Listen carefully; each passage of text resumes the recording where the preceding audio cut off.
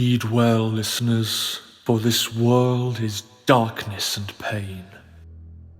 From the ice-capped mountains of Jotunheim to the untamed steppes in all their wild splendor. From shrouded Ophir, where dark creatures perform darker rites, to civilized lands like Argus and Zamar, where humans seek diversions, while their petty rulers wage endless war upon one another. The Stygian blackness of night encroaches from all sides, but some there are who stand against it. For revenge, for power, for bloodlust, or for principle. They bring their steel against this world. Throk of the wild barbarians, Arvon of the Shadar Kai, Daro the Faceless One, and Raylan, the Promised One, Herald of Zalios. Against all they survey, these four will prevail.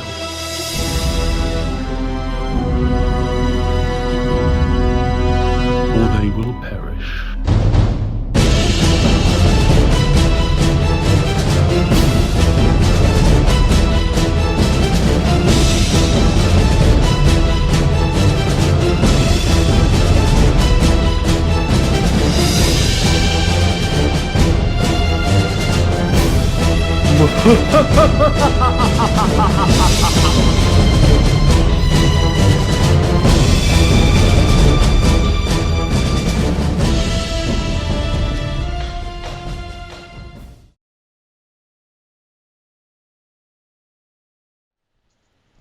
Hello, and welcome to Shadows of Archonia, our 5th edition Dungeons & Dragons live stream. What? I just said to Carolyn, I can't block her face now. Oh yeah, that must be really hard for you. Even if I reach out, I can't block. I mean, I can just do this if you want to ask.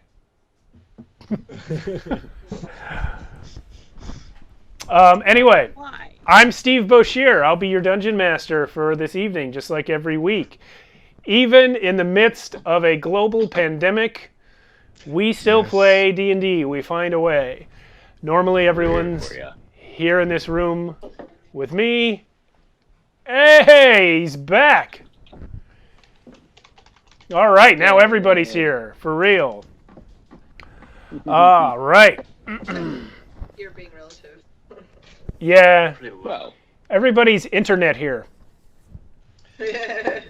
This might be how it's going to be for the rest of our lives. Well, it's going to be this way for like a month, probably. yeah.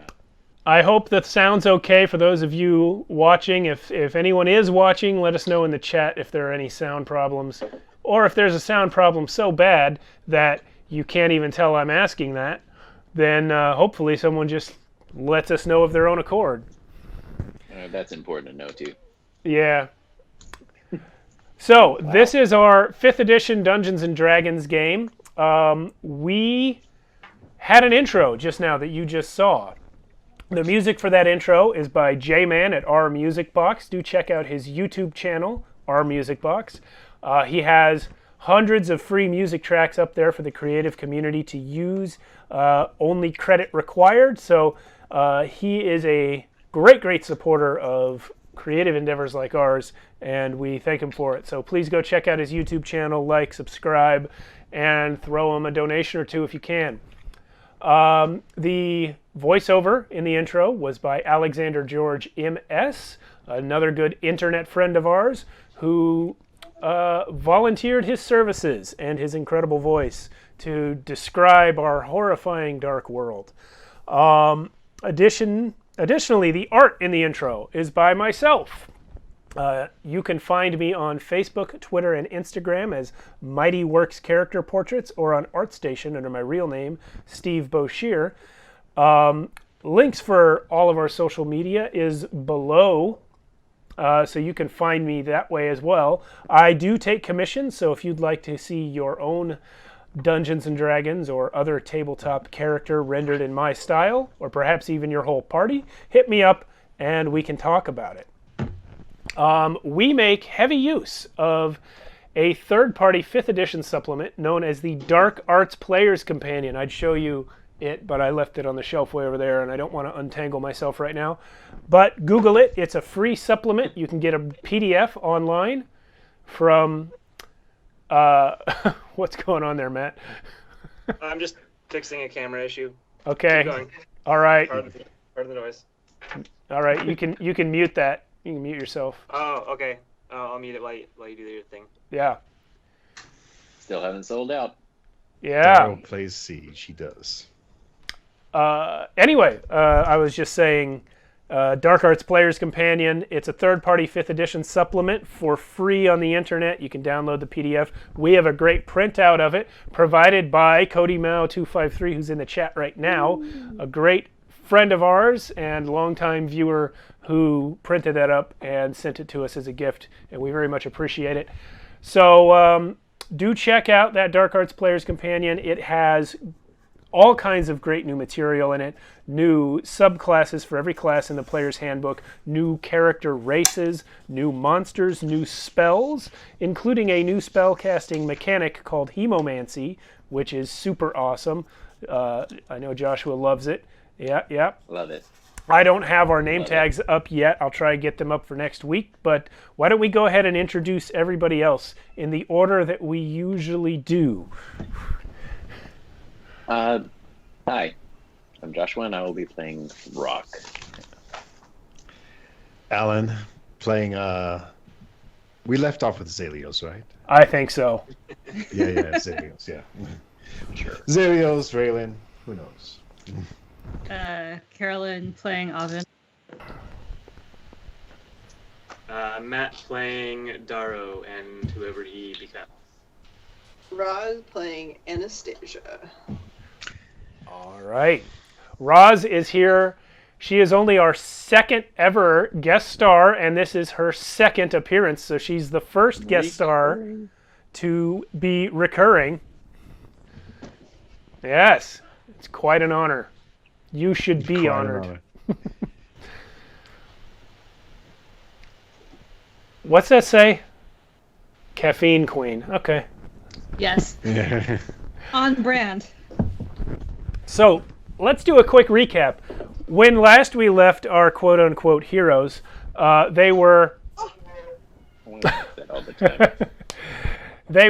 they had been stranded in a graveyard fighting off hordes of undead creatures.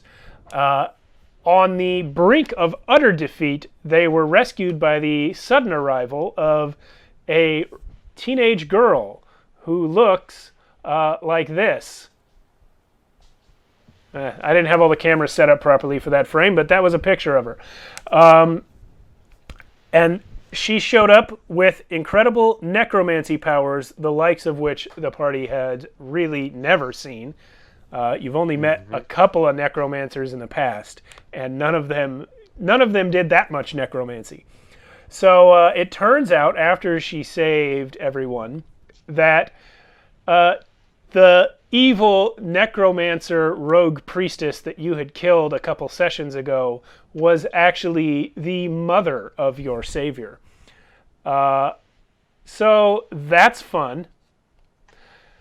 You guys were able to escort her to the city of Leth, which is the capital of Lethia, where you returned her to the temple, which is essentially like, the temple in Leth is essentially like the Vatican of the Raven Queen cult. They rule not only the religion, but also the country in which you guys have been for many episodes now.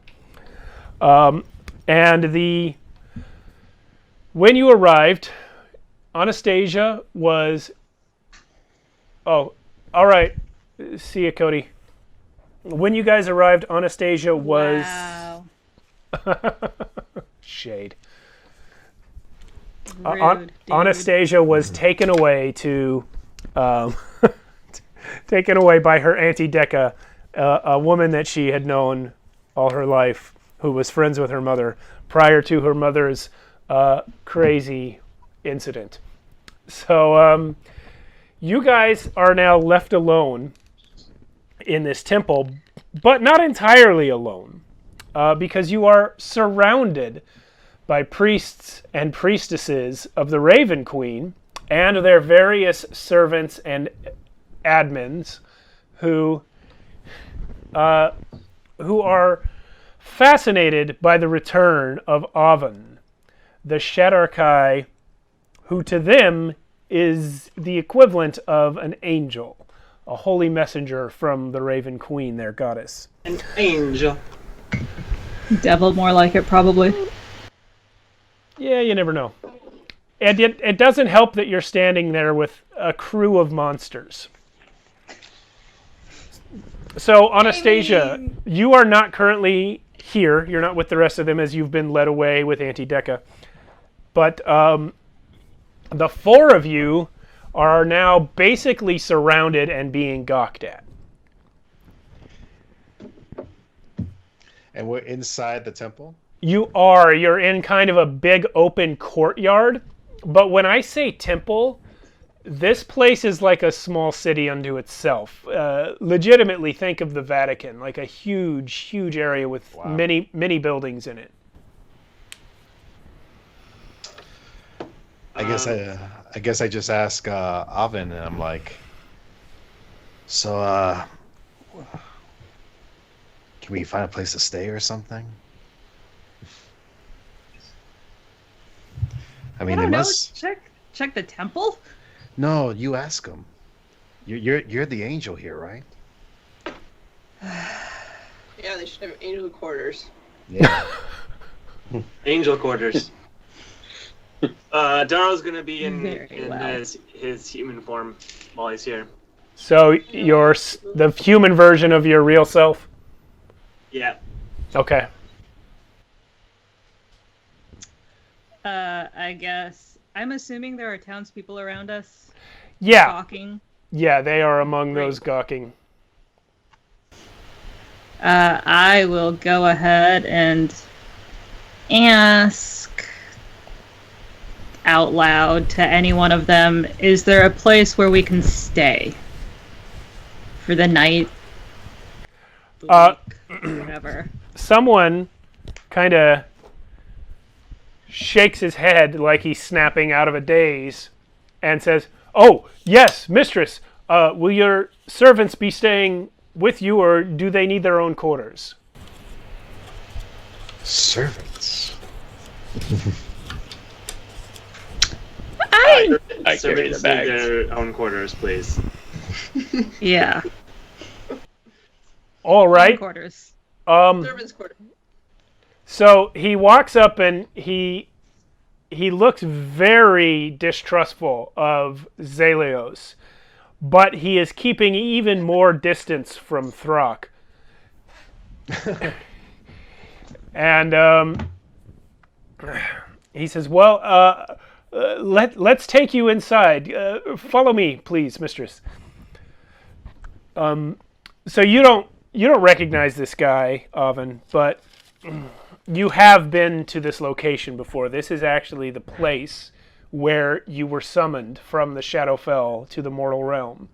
Not right here in the courtyard, but this temple is where you were. So he takes you to a building, a huge, opulent building made of, on the exterior, it is dark gray stone with many, many carvings and gargoyles along the outside.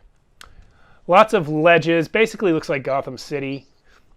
And they take you in, and inside it is kind of the opposite. It looks more like Caesar's palace. It's white marble and all kinds of draperies. They take you upstairs where you, Afon, are assigned basically like the honeymoon suite. It's this giant thing with a huge bedroom and like attached rooms.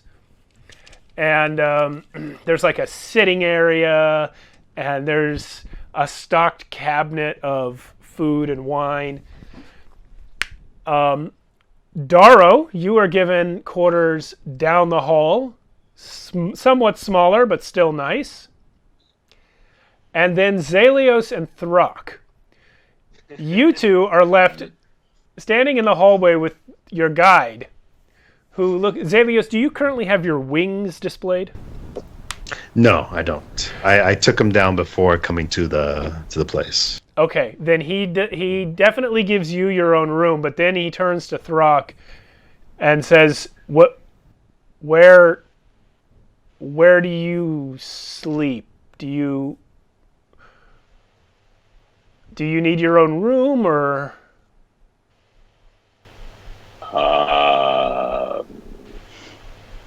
I can. Here's good. in the hallway? Yeah. Well, yeah. It's actually really good, and just sits down. Well, he tries to go, but he can't get past you because of all the bags. You need It says, a little help there. Sir, why don't I just give you this room over here? I'll clear it with the mistress later. For now, you can sleep in here. You can put the bags down in here. All right. How is it close to It's How far is my room? Darrow, you're the closest to Oven. Your doors are maybe about 20 feet apart down the hall. Throck and Zalios are across from each other, further down the hall and around a corner. Oh. I guess that'll be okay. And so Throck actually just leaves the door open and lays down in the doorway. Okay, are you going to put the bags in the room, or are you still just going to have them on you? Yeah, they'll be right there. Okay. Right, Andy. The guy's like, "Sir, there's a bed, sir. You don't have to sit on the floor." I don't need that. Do you want it? Do you need to? No, I have my own somewhere else. You look really tired, or something. I'm not really sure. I'm not tired, sir. I'm just old. Oh. Boo. Yeah, I get that mixed up sometimes. I know. A surprising number of people do here. Well, if you change your mind.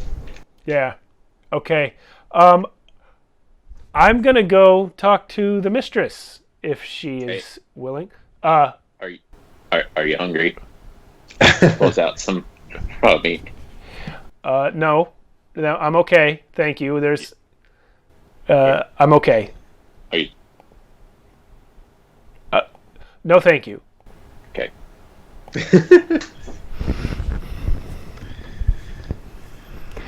So he goes down the hall back to Oven's room. Are you? By the way, Darrow and Zalios, are you going to stay in the rooms you were given? No, I'm gonna go back into Oven's room. I'm not even gonna knock. I just walk in. Okay.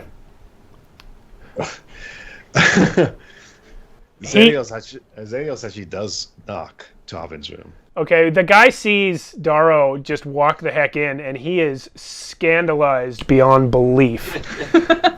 He's like, "Oh, sir, are you good friends with the mistress?" We came with her, so I would hope so. Well, I'm not sure where you're from, but around here it's customary to knock before entering one's room, especially one of her type. Does she need a lot of privacy for some reason? You know what? Never mind. And then he knocks on the door, even though it's open. He just knocks on the door with Zalios next to him. Throck, are you still in the doorway of your room? Yeah. Did I notice? Did I notice Zelios? Did I notice Chaos go on down the hall too, or? Yeah, you would have seen that because his room is across from yours, and also. Yeah. I'm standing behind him then. Okay, so the priest is extremely uncomfortable because of Throck standing behind you. I really think that you're tired. I don't think he's tired, Throck. I think he's just old. He kind of glares at you for a second, Zelios, but then he rethinks it and doesn't glare at you anymore. Sorry to barge in, mistress, but I feel like we should make some plans.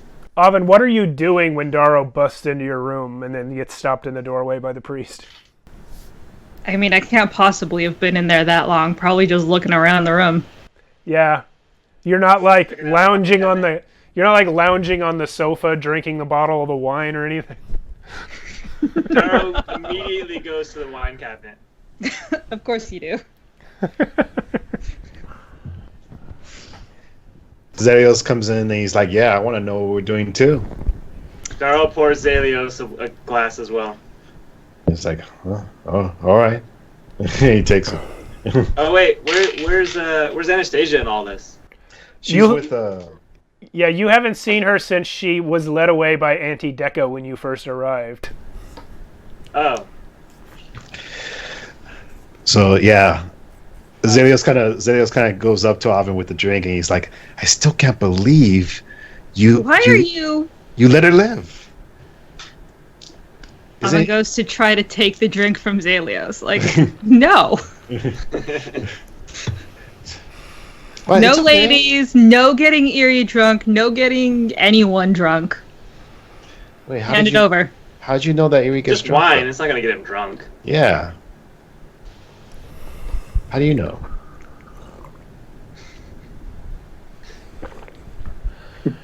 He starts drinking.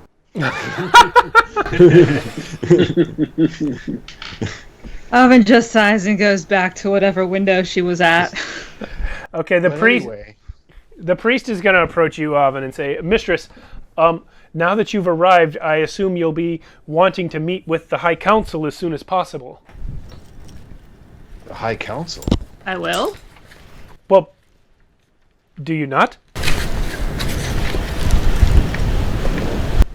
I suppose it would be necessary because a certain High Council did not tell us that Sister Alcava had a child. Sister Alcava, I heard some very strange things were happening with her lately. Is she all right? Have you seen her? We killed her. Yeah. What? What? We'll brief the council. What? You did what? Yeah. Why? Yeah. She was doing like something like blood sacrifice, but we killed her. Yeah, to be fair, she deserved it. Yeah. She was. Oh my goodness.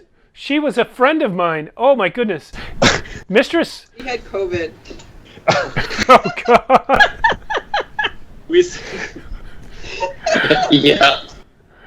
No. Your friend was dabbling in things she should not have been He was and coughing. reanimating the dead.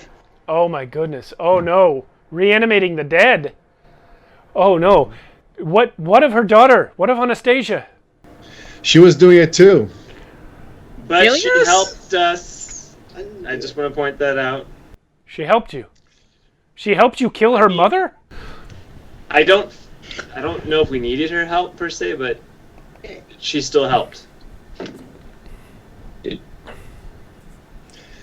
I did, would she say did. We needed her help. I didn't need her help. Sip some wine. Yeah, we could have handled it just fine. He takes another sip. Okay. What are you talking about? I will go. I'm sure they've already heard by now, but I will go let the High Council know that you are here and you'd like to see them. What time is convenient for you, Mistress? But by the way, I just want to know who's the head of the High Council. Oh, his name is. Sorry, it's just it's so confusing for someone to not know of Brother Paul. He's been the head of the Council of the Returned for 30 years. Brother Paul? But you're not from Lethia, sir? No. I assume not. He's now going to walk over to Avon a little closer and say, Mistress, your friends, those two don't seem human, but they also don't seem like you. What are they?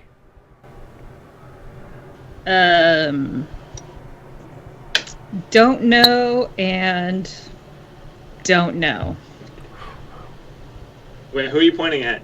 Yeah. You two. You and You know. and Elios. What? You know me. Darrow currently appears human. He's not referring to Darrow. He's referring to Zelios and Throck. Oh, okay. Oh. And Devil Boy. I don't know. He switches. It's all very strange. You mean like the legendary Ermin?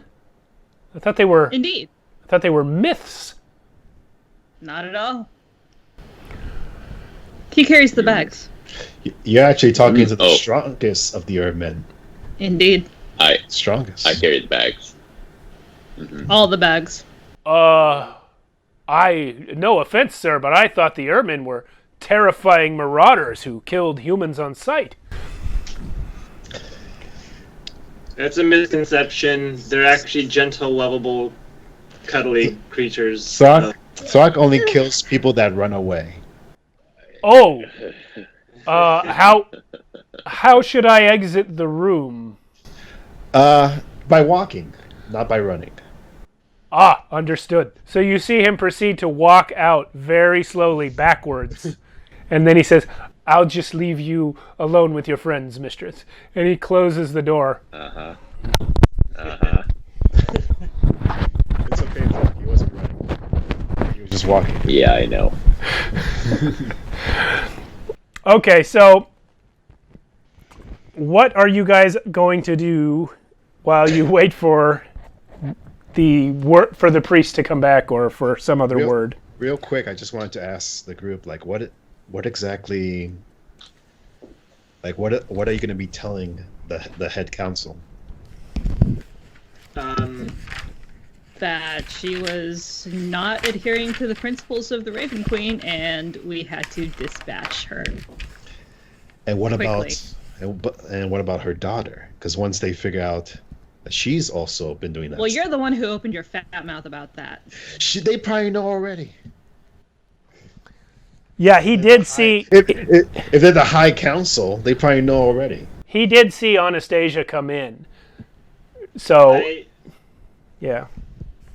I feel like at the very minimum, we gotta make sure she doesn't get, like, executed or something. We owe her that much. Absolutely. It would be very inconvenient.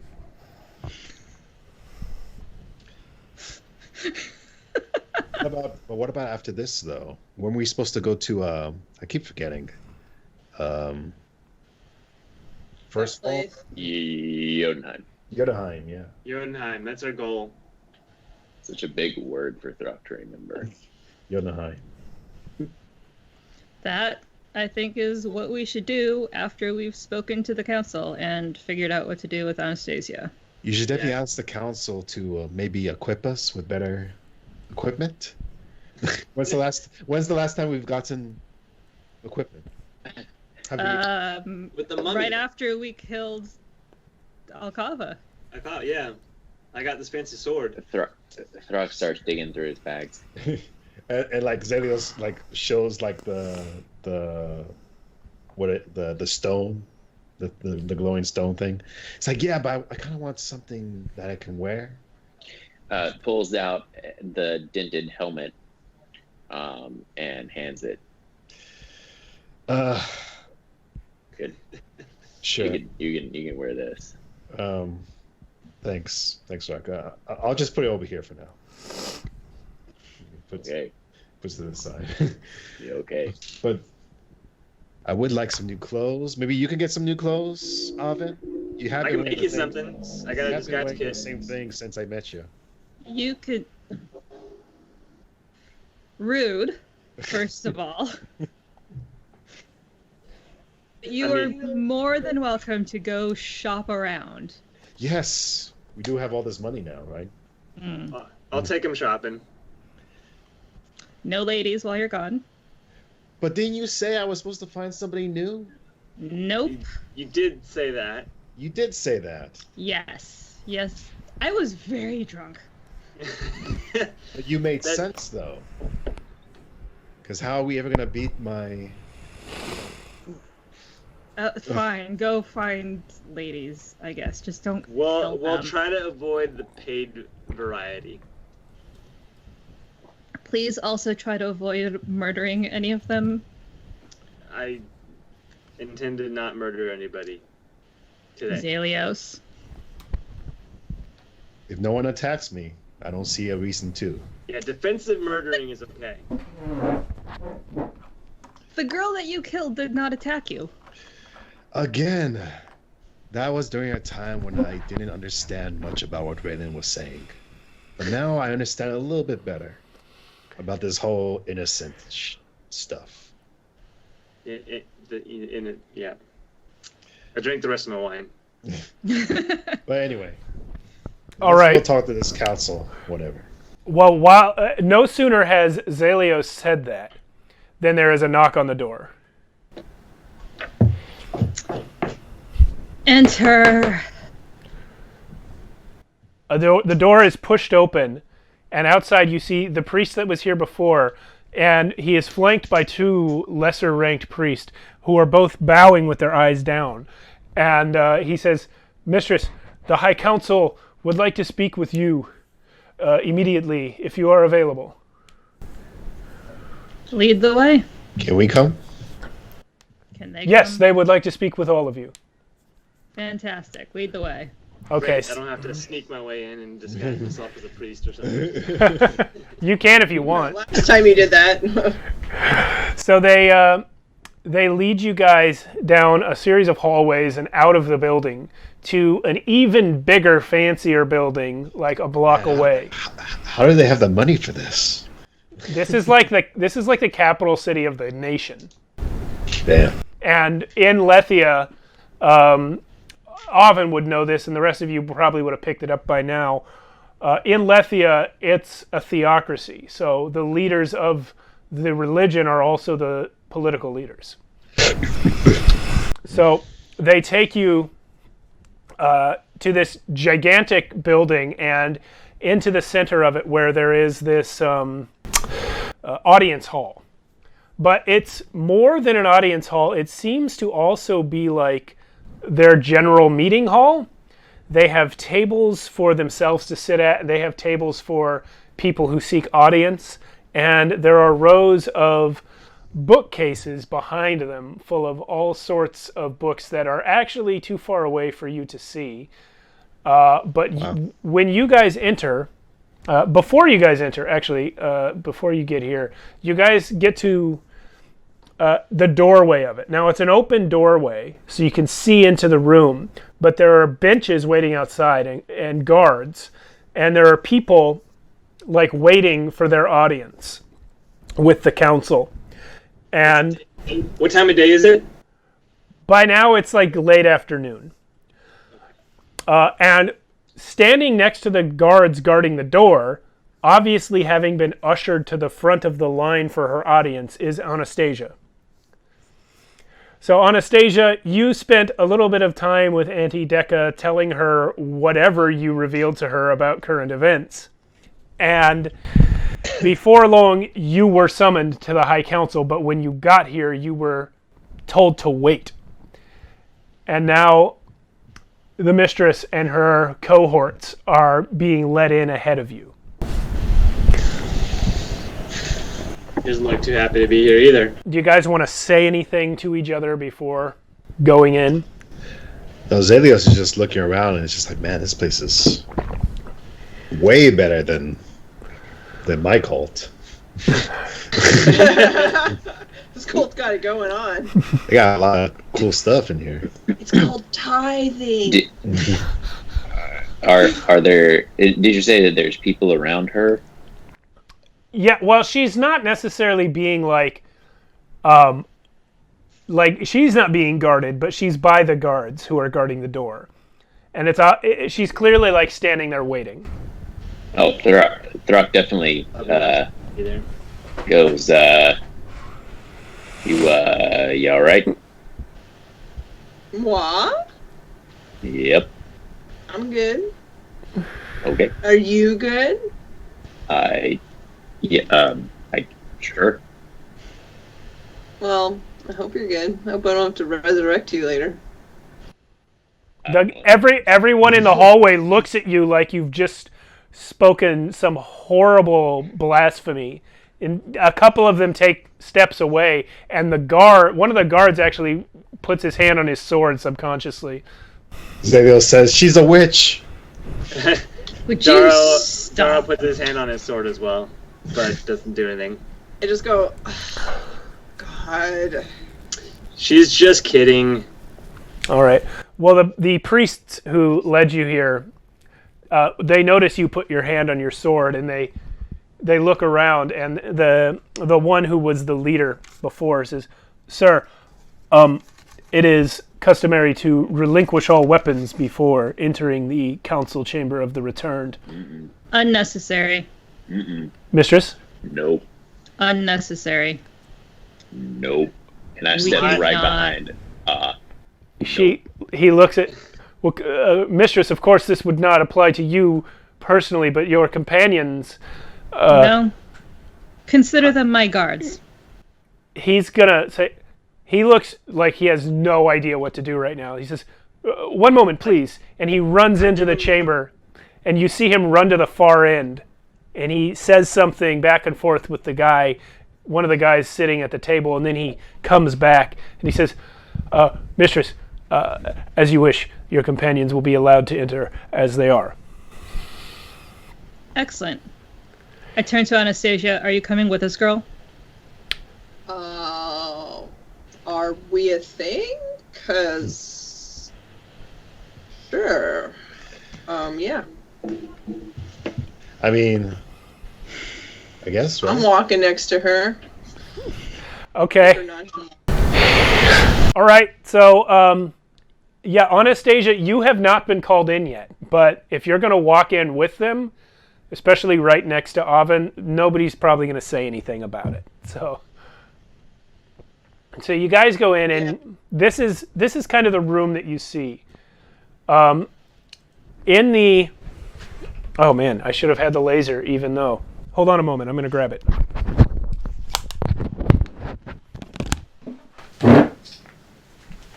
He really wants to use this laser. He's been trying to use it for weeks. You got a laser? Damn. There's a guy like freaking out outside, so I was making sure that he wasn't. All right, so these guys here are the Council of the Returned, also called the High Council. They are. See it. That's nice.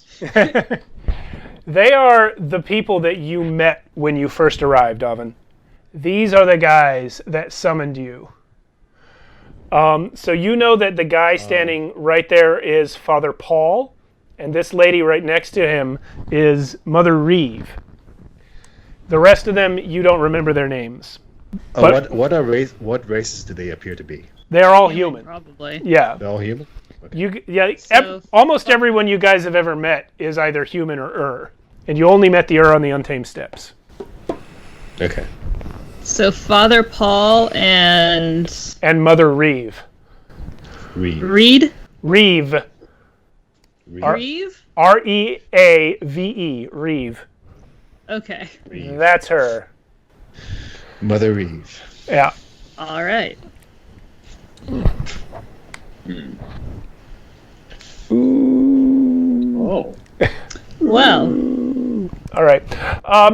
So these tables are for guests just to sit at. Chairs are useless props in D&D because the minis don't bend, but pretend there's chairs around them. And as you guys enter, like the gate that you entered through is about where you're standing right now. Do you guys want to approach? Do you want to sit at the tables? What's going on?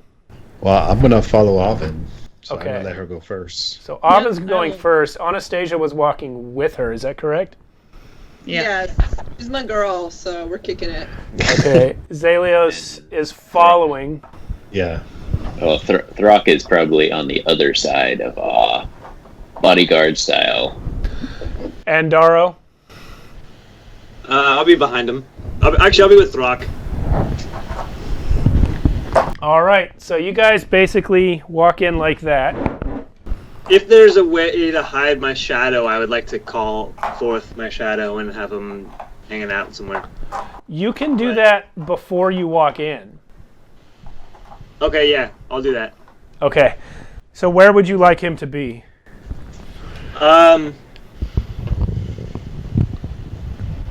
Not a lot of hiding places, it looks like. Not really in the room, but if you want him to hide in the hallway where, well, there's a lot more people in there.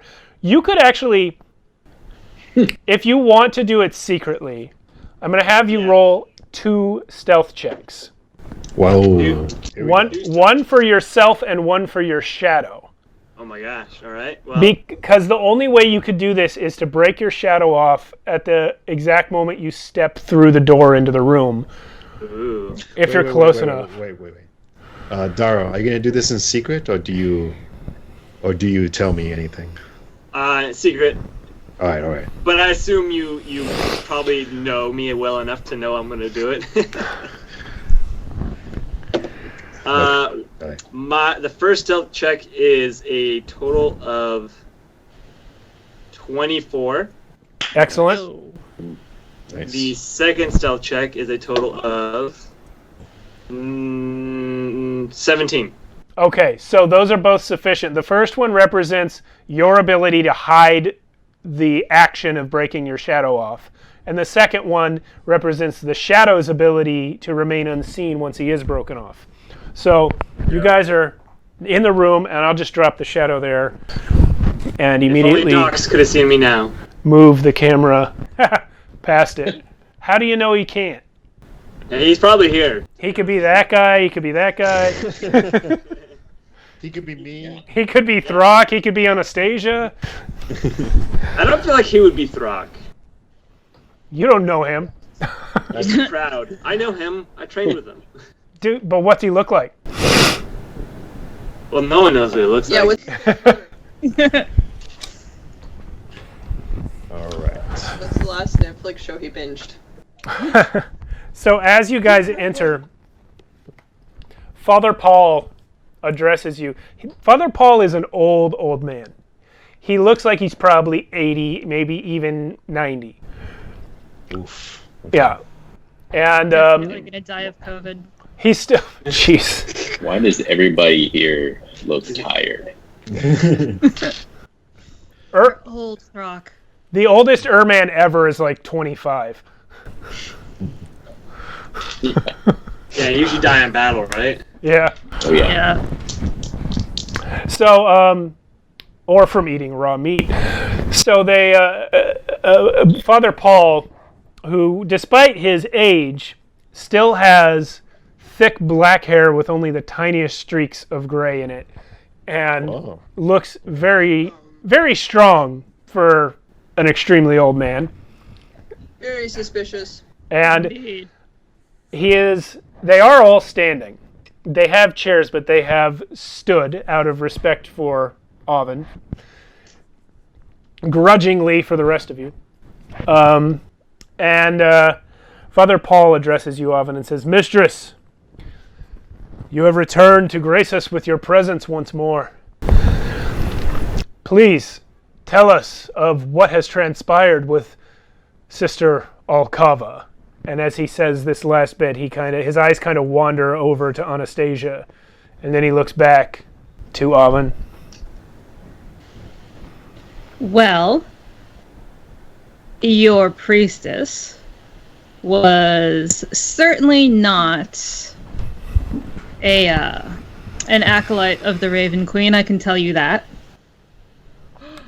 We have heard that she performed many heretical and profane acts. Perhaps you can tell us what the truth of it is. Yeah, so she killed a bunch of people, used their blood, turned one of them into a thing with no skin, turned a whole bunch of them not alive. Undead. She turned them undead. As soon as you actually say undead, they all go and start whispering to each other. She was trying to get into a room. What exactly are you doing here? We are the Father council. Paul? We are the council of the returned. It is our job to hold audiences in this room. How did you let somebody, the priesthood, become like this? At this point, Mother Reeve jumps in. She is also a very old person. Her hair is almost completely silver. And she has very deep sunk eyes where the shadows created by her brow are such that she almost looks like a Shadar-kai herself. But she jumps in at this point and says, Sister Alcava was a well-respected member of our priesthood for many years. Had she survived, she may one day have sat on this very council. But when we... And you don't see that as a problem, given that she was raising the dead. Never did she do such things until very recently. It is why we contacted you. We do not know what caused her to behave in this profane manner, but I, for one, find it hard to believe that true undead creatures walked the sands of Archonia. At this point, I'm going to turn to Anastasia. What? Child. Yeah, Anastasia, I'm sorry, Anastasia, for you, this is like being in the room with like the Queen of England. And like you have been before because you grew up in this temple, but like these people are a big deal to you, even if you're not super devout. Yeah, I guess so. All right, go on. What? What am I supposed to say? I don't know. Child, tell us about these books that your mother had. Or not us, tell them. Well, yeah, she had a lot of stuff. For how long? Oh, only 2 weeks. I mean, that I know of. Very recently. I mean, she unearthed them. And then told me to take a hike. So I haven't seen her Excuse me. Throg is digging through his bags again. Dara visibly rolls his eyes. Anyway. Yeah, I haven't seen her since apparently she... Yeah, you know? So, anyway. Yeah, I mean, she's always, you know, dug up stuff, and, you know, her quest for knowledge could never be satiated. And, I'm not entirely sure what drove her to that, to be honest. I can't say that, I mean, you guys know me. I can't say that I've spent that much time around her. I mean, you know, I try to, but she's always so busy. Zelios looks over at Throck. Do you have something in your hand? Throck throws down a zombie forearm on the floor right in front of him. A zombie what? Forearm. A hand, like a whole... Why? It does... They wanted to see the stuff. It's an arm. Anastasia, show them. Show them what you showed us with that arm. What? That arm. Show them what you did to help us. To help you guys? Yeah. They're now all looking at Anastasia, and one that you recognize as Brother Claw, who was a friend of your mother's, says, Anastasia, what does he mean by what you did? Well, I mean, I know of these things, but if you really want to know about this, you should ask my mother, who really knows about these things. Oh, right, you can't because you killed her. I don't know, guys. Sounds like you guys got a problem coming up and you need to, it's all big mystery. Another one of them speaks. Anastasia, you know that his name is Brother Morton. Avon, you remember him, but you don't know his name. Brother Morton says, we have heard not only from the ancient temple where Alcava was practicing, but from many corners of Archonia that undead creatures have been seen. Where else has this been happening? Some reports say that entire battalions of soldiers in the war between Argus and Zamar got to their feet and walked around before suddenly dying again. I mean, so this is a new problem, I'm guessing? It seems to have begun within the past few months. Creatures have been walking. And at this point, Mother Reeve interrupts him and says, it is nonsense! True undead have not been seen for hundreds of years. The Raven Queen has delivered us of this curse. She may have not delivered us completely. Or maybe she needs to deliver us again. And Father Paul says, before we continue, Mistress, will you please have your creature take that disgusting thing out of the room? Gesturing at the dismembered arm that Throck has for some reason thrown on the floor. He's not a creature, he's Throck. I expect you to address him properly. Throck, if you would... Dinner, I guess. Yeah, I mean, if they don't want it, alright. Oh, God! Picks it up.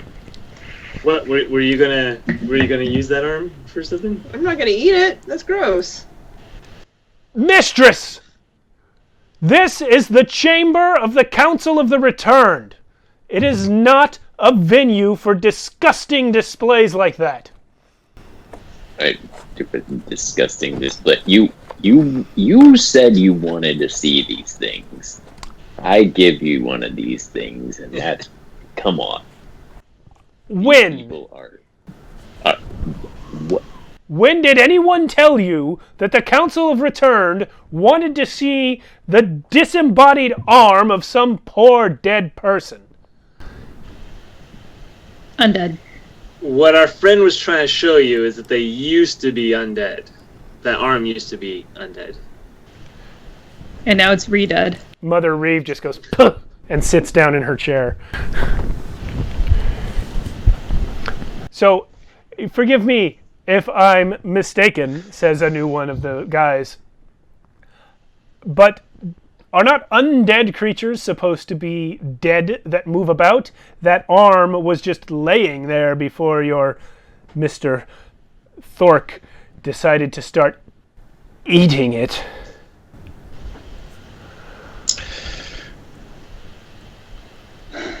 It was dead, then it was undead, then it was dead again, and now it's dinner. Well, telling us that a piece of a dead person used to be undead is hardly evidence, says Father Paul. Interesting. Well, I see now why it was so easy for Sister Alcava to go to the dark side. Also, What- so easy what- for her to get away with it. why don't you show Right. the council the books and then see what they say?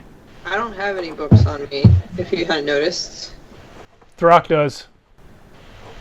Yeah. Fox, the books. Oh, right. Let's see. There's. Yeah. You have like Okay. a lot of books. Throck, Yes, he does. Throck carries the bags. Yeah. There's lots of books. I don't even care what they are. So. Throck, you get- did you at any point take Anastasia's bags? That's the question, because they were on her horse. Oh yeah, I took. Oh them yeah, right off and the my horse. horse is in there too. Yeah, I took the No, saddle back. your horse is not in the chamber. No, not the. Your horse is not in the chamber. So I rummaged through Yeah. the books and I tried to find the one Anastasia had, and I definitely remember it because it was very bedazzled. Oh gosh. Black sequins. Yeah.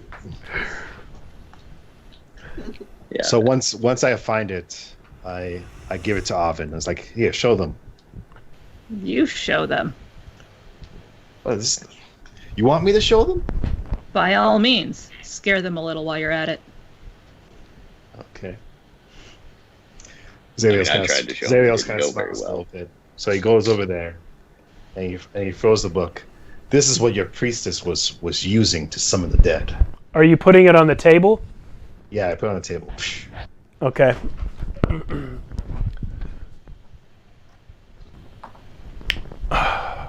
So, I don't. what'd you say? No, I said this is what your beloved priestess was using to summon the dead. What did Daro say? I stopped myself like before I said it. Oh, okay. All right. So, I took a step forward and I was about to say something like clearly not liking the idea of giving them this book, but kept my mouth shut.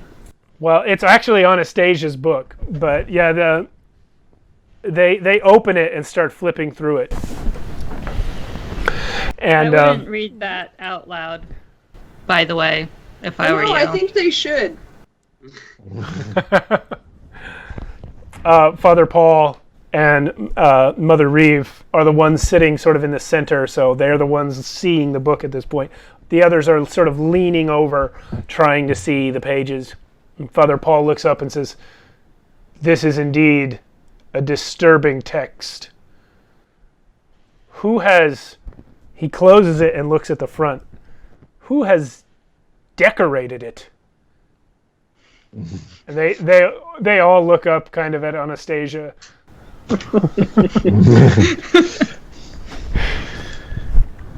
She apparently had a lot of time on her hands. Yes. Mother Reeve pushes the book away from herself and says, "I am satisfied that Alcava, former sister of the priesthood of the Raven Queen, became a heretic and began practicing dark magics. Whether or not those magics bore fruit, whether or not those magics bore fruit is another question, but it is irrelevant to the fact that we must posthumously exile her from our ranks. The question before us now is what to do with her daughter." Well, I would say She was a bystander in the whole incident. I mean, if you want to kick me out because my mom was a heretic, sure. but there- we could learn. We could learn from her, actually. I mean, you can learn from that book. Whatever you want to learn from me, just read that book, because that's all I flipped through that book. I frankly was really bored with the book, But as you can see. they could learn more if you show them what you could do from that book. They could read the book themselves. I am not an elder. They are the ones who should be reading these books, if they want to read it. Brother Rig holds up a hand to silence everyone and says, points to Zelios, actually. Are you still up by them, Zelios, or have you moved back? Yeah. I'm still up by them. Okay, so he points to Zelios and says, "You, sir, are you implying that young Anastasia did the same blasphemies as her mother?"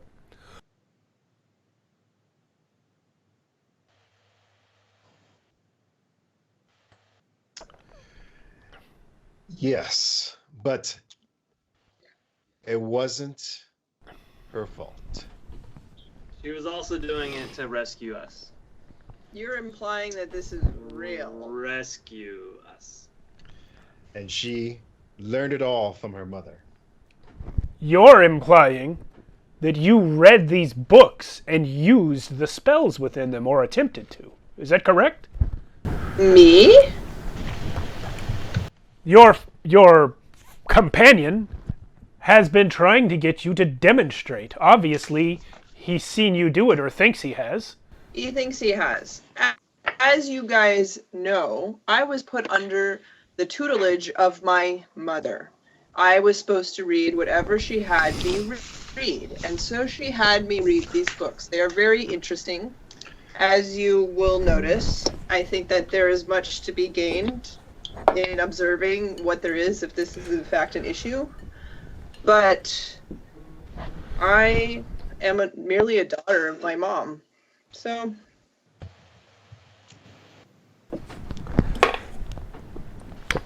Mother Reeve speaks up again. Says, "Mistress," when she says it, it sounds like really sarcastic this time. "Mistress, there has been some discussion on the council about whether or not you are who you say you are." As soon as she says that, Zelios' wings sprout out from his back. Whoosh! And he does his awakening in front of them. Okay, so automatically they're all going 5 feet back out of shock. Yeah. And then I'm going to have them make their saves. And he yells out, "How dare you speak blasphemy in front of your angel?" Fail. Pass. Fail. Pass. Pass. Fail. So, this guy, Mother Reeve, and Sister Core are all frightened of Zelios. Father Paul passed, and Brother Rig and Brother Claw passed.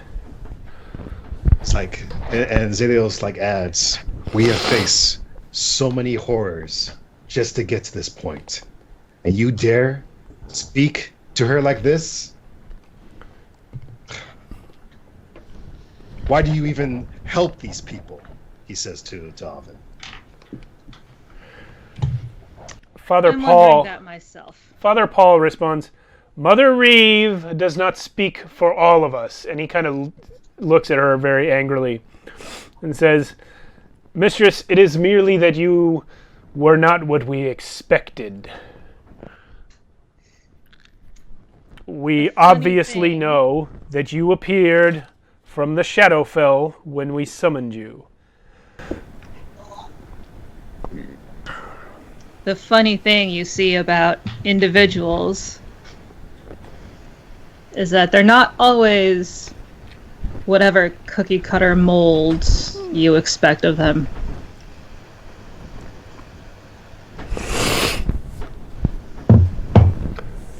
Mother Reeve says, "Nonetheless," and she says this while backing up from Zelios a little bit more, kind of trying to hide that she's doing it. "Nonetheless, you display great disrespect to the Council of the Returned. the highest of humanity. And yet, you are supposed to be a servant of the very goddess whose will we enact on a daily basis. Owen's gonna go ahead and step up to that row of tables. Darrow's gonna take a couple steps towards the door, And just the in rock. case guards come in. The rock is right there with Anastasia? I'm sticking with her. Really? Okay. You're gonna go for the Avon? Yeah. She's my girl, man.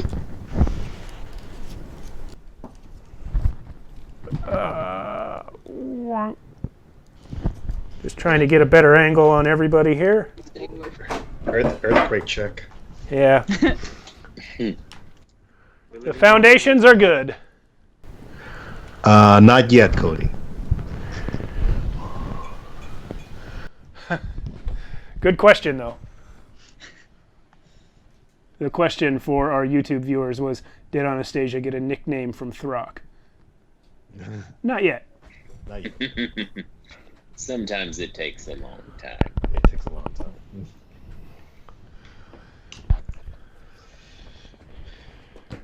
That doesn't really help, does it? No. All right, so there you guys are. What will you say as you approach them, Avon?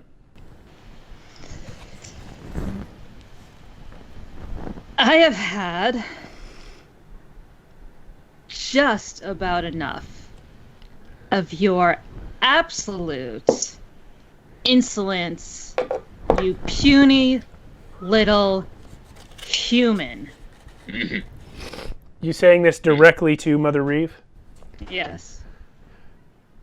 Okay. Say coward. Say coward. Owen just kind of looks at Rock. I'll get to it. You have let this poor young child's mother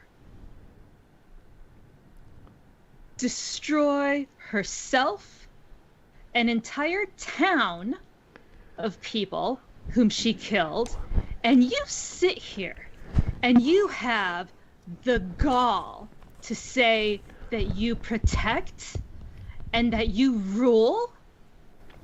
What exactly is it that you think you're doing here?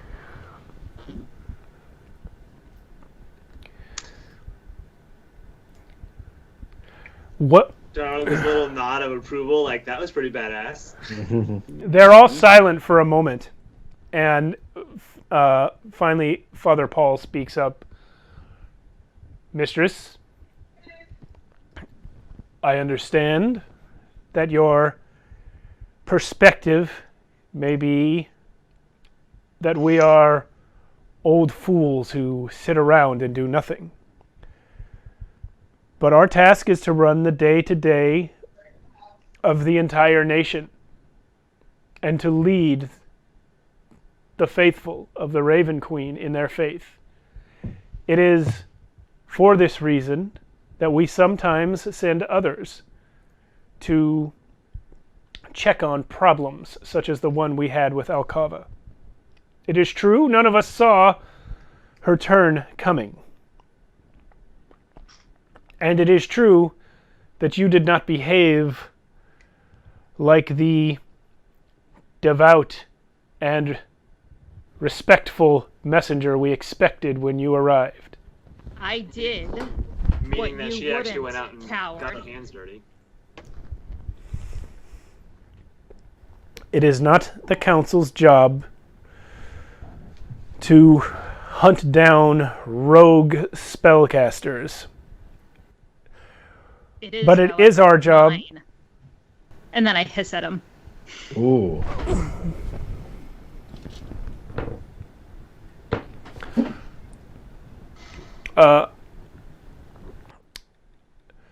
He says, yes, it is. And we recognize your position. I think what Mother Reeve was trying to convey was simply that we are not very used to dealing with Shadarkai. It has been a long time since one has answered our summons. My suggestion then is that Mother Reeve shut her fat mouth.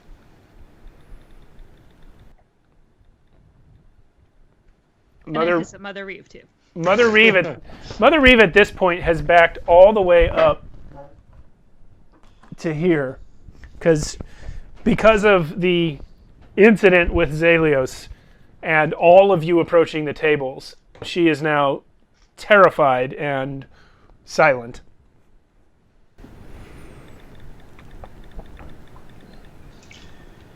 Let me go.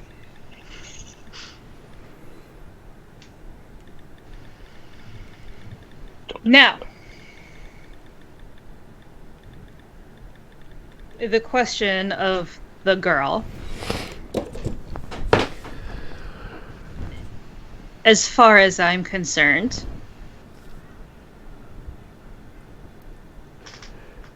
is your responsibility is to protect your people. You failed to do so. And not only is the blood of an entire village on your hands, but the life of this young girl, and she gestures to Anastasia, has also been altered and affected because of you. Are you suggesting that you further disrupt her life? That you further ruin whatever chances she might have had?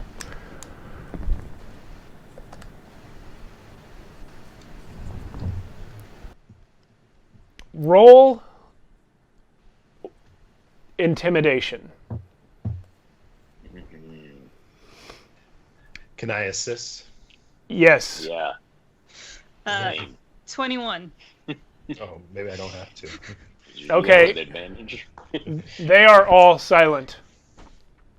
And Father Paul finally responds,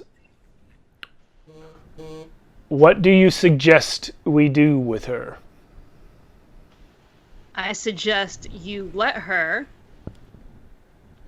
find her own path, but not with those books.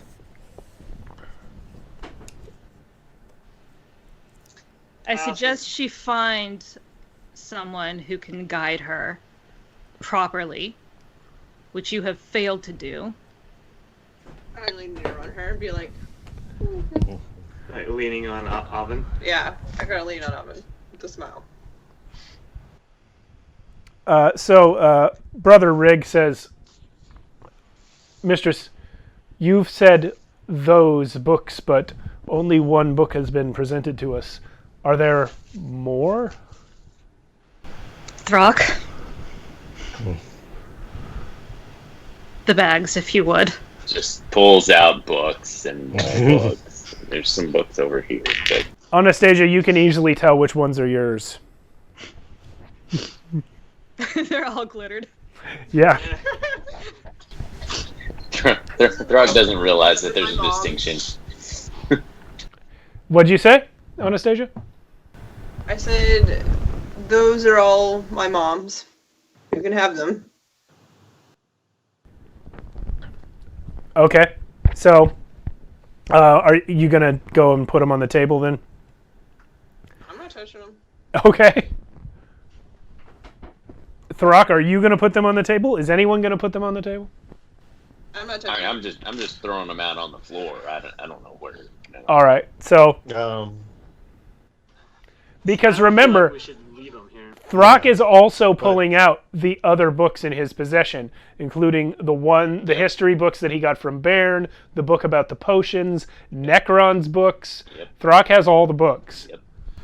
Well, I definitely keep Necron's books. Okay. Alright, I guess I'll pick up the sequined and glittered ones and toss them on the table. There you go.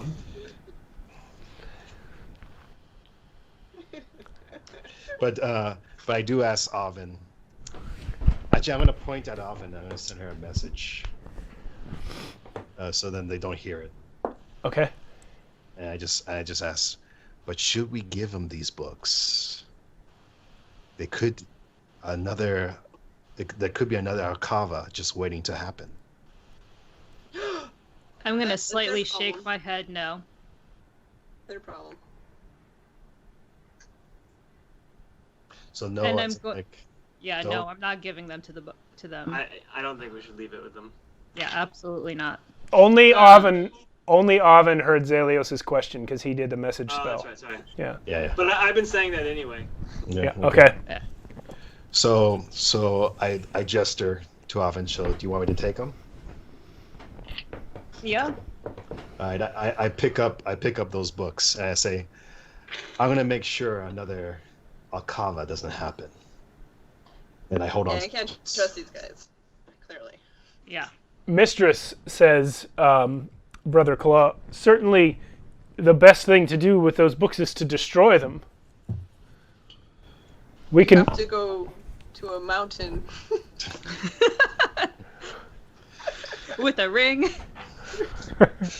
Lava. What are you talking about? We can throw them in the fireplace right over there. I mean, why not? Zelio says he's The gonna. question that I have with doing that is we don't know how or why, even without these books, the undead have been cropping up.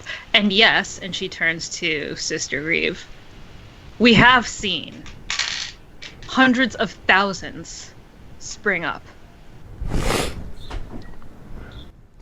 Mother Reeve at this The point. answers are in that book. But so if you want to know what's going on, read the book. Mother Reeve at this point has rejoined the group at the table, and she says, if what you say is true, then nobody should read these books. Yeah, so burn them. My intent is to send them back to the Shadow, or to the Raven Queen. Can you do that? Certainly, I'm sure I can get them to the Shadowfell. And certainly, my people will be much less apt to fail at dealing with this than yours obviously are. So the council looks around, and Father Paul takes his staff, slams it on the ground 3 times, and says, a vote is called. As per our prior agreement, the Mistress Oven will have a vote as a council member. All those in favor of reopening the way to the Shadowfell for the purpose of returning these books to the Queen, say aye. Aye. Bye. You do not get a vote, Anastasia. So the only dissenter is Mother Reeve. Of course it is. And so Father Paul says, it is decided. At midnight tonight, we shall meet in the summoning chamber. Okay. All right, so that is where we're going to take our break. Whew. We're going to have about Intense. 10 minutes. You guys have done very well, completely dominating the Council of the Returned. That's right. All right, well done. We'll be right back. Yeah, we're going to take 10 minutes, and we'll be back at that time. So I'm going to switch this over, and hopefully we'll be back in 10 minutes. We only had our Steve's rhino. It's a custom race. Oh yeah. We're back. Oh, hello. Welcome back. Got a refill. All right. So we are picking up after it has been agreed that the books will be, yes, humans are back, that the books will be sent back to the Shadowfell to the Shadowfell, since there's no reason to think they've ever been there before, for the Raven Queen's people to deal with directly. So, you guys are taken back to your chambers to wait because the summoning to open the veil can only be done at midnight. Of course. Conveniently. What time zone? Inconveniently. Lethia Standard Time. Actually, no, that gives Zalios and I plenty of time to go shopping. Yeah. Okay. Okay. Are you gonna pick up some junk? I'll get some junk with you. Is Anastasia with us? Yeah, at this man. point, she's in Avon's custody.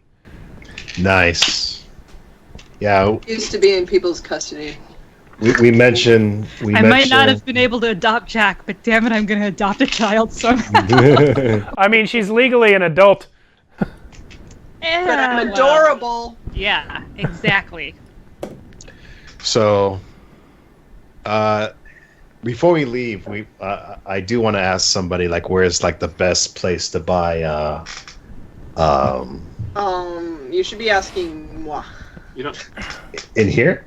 Yeah, she grew up here. This is where she grew up. Okay, maybe you overheard me like asking somebody, but then you interrupt me. I graciously gave you some info. If you want to call it an interruption, that's your thing. All right. What's your info? I don't know. Ask the DM he owns. Yeah, Anastasia, you're able to point out. Several shops. What is it that you're interested in buying, by the way? I'm trying to find something equivalent to mage armor. Mage armor is a spell. Well, yeah, but something I can wear that's like mage armor. Well, Anastasia can point you to some tailors, but I imagine, and like clothing shops, but I imagine she probably doesn't have too much experience with like armorers. No. But she has. But she's got like the Lethia equivalent of Hot Topic down. I'll take you to my favorite store. Well, I mean, if I know towns, all the armor's gonna be near the blacksmiths. yeah. Yeah, we can just go as far as we can with Anastasia, and then we can find something through Darrow. Is there anything ooh-ha-ha? We're gonna find it. We're gonna find stuff. I mean, you guys can get new clothes if you want, Throck. You can get a new giant cloak. But, Can I find Throck a wind chime? yeah, what do you... by the way, who's got the music coming in? Oh, that's probably. Yeah, that was you. Yeah. Is that like someone nearby in your house? Okay. Okay, so yeah, you can find Throck a wind chime, yes. You find one made in the shape of tiny ravens that clink against each other. Oh, perfect. Yes. I would like to buy that for Throck to make him louder. I asked Ovid, like, where are we going? Should I, like, I don't think Oven's with us. Is she with us? change? Darrow, you spend 2 silver on the wind chimes. Yay. Oven, are you going with them or what? Yeah, I suppose. All right. No. Cool. I'm gonna give Throck his new wind chimes to make him louder. Oh, Like a Throck cat? will proudly wear them. How do you suggest that? What do you?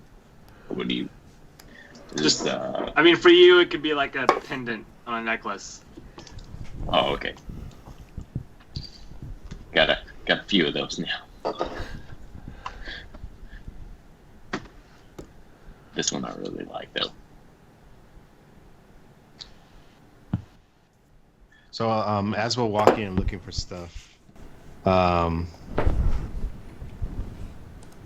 want to see if I can see anything that I could buy for Oven, like a new like a new outfit. What's wrong with mine? Well, I don't mention anything like that. I'm just looking. Looking at women's clothes, huh? I mean, yeah, there's plenty of clothes around. What kind of outfit do you think Oven ought to have? I'm looking for something sort of actually as I'm looking, I kind of whisper towards Anastasia and I ask her, I'm kind of looking for an outfit for Oven. Do you know anything good? Oh, yes, I do. All right, then show me. I'm showing you. Okay, so Zelios and Anastasia go off to find some sort of... They go off clothes shopping together. That's what's happening right now. Yeah. What? Yeah. What heck? Have you pulled your wings back in, by the way? Oh yeah.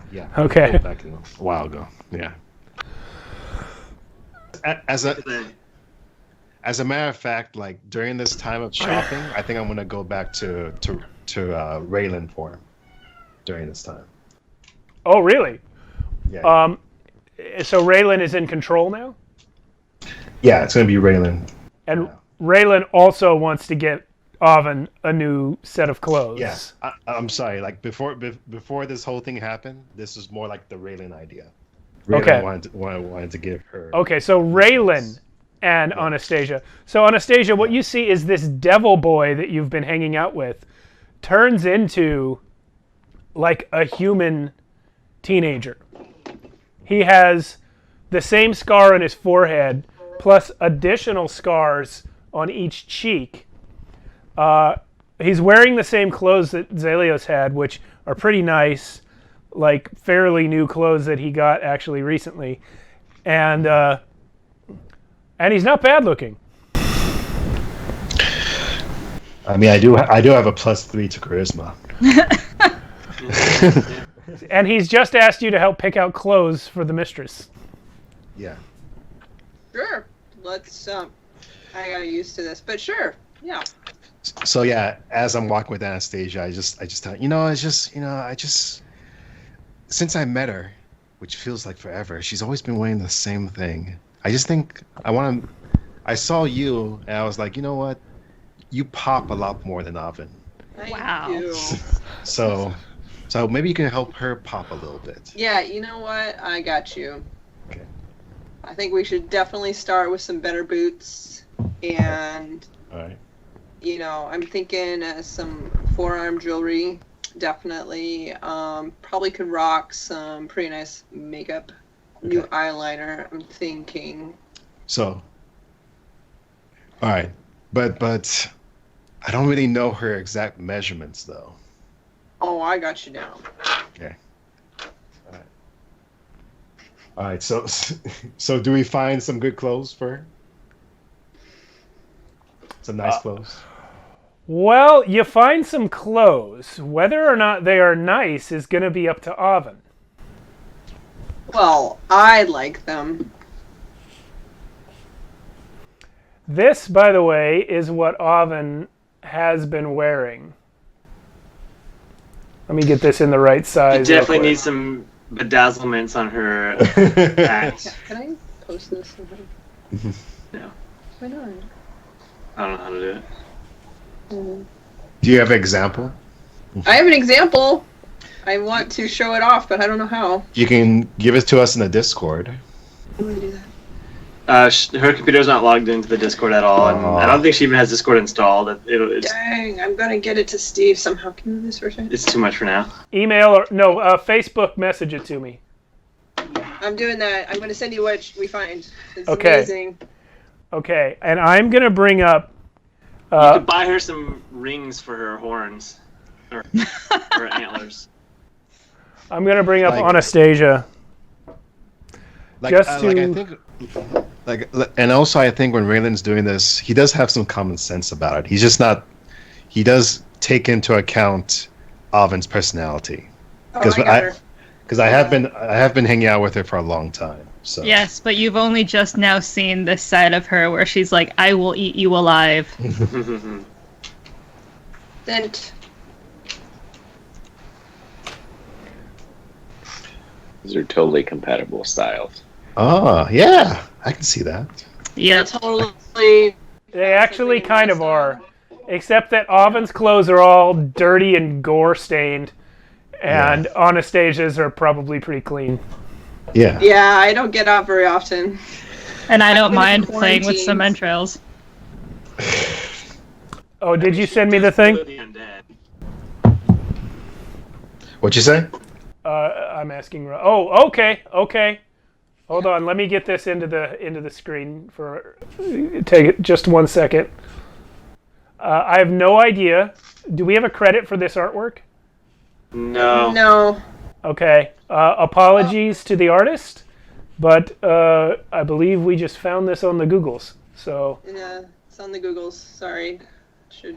If we find him or her, I'm gonna find we'll it. recommend. Yeah. Oh, that looks great. Ooh. That looks great. I told you I got good taste, guys. That looks great. I approve. Okay. A piece of clothing like this, which includes some scale mail. Oh, whoops, one too far. Includes some scale mail underneath the cloak there. And This it's very raveny. Yeah. this is gonna set you back 3 gold, Zelios. I got it. I put it down, and Wait, can I even wear that though? I mean, You can't. if you want to bring it in, they'll tailor it to you. yeah. Oh, but But talking about the actual armor. Well, we'll discuss that later. Yeah. In terms of its buy a mechanics. bunch of, I'm gonna buy a It's bunch of fish scales. silver rings in different sizes. Did you say shoulder rings? Silver rings. Oh, silver for your fingers. For something, but not my fingers. Yes. Oh God. They would normally go on the fingers. Oh God. What's happening right now? It's, I have no idea. Okay, everyone. it's a secret. So each silver ring is going to cost 3 silver pieces. All right. Let's buy 10, so 3 gold. Okay. No. Yeah, that's exactly right. Yeah. Okay, and then after we're done buying Oven's new duds, I asked Anastasia, and what do you think of what I'm wearing? You think it looks nice? I really haven't gotten any other input from anyone else besides I the mean, group. I got a certain style, you know.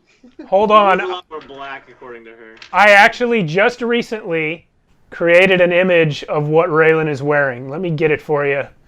Okay. It's a work in progress. It's not a full render. Alan saw it already. Where did I put it? Here we go. It was in a Discord. Yeah.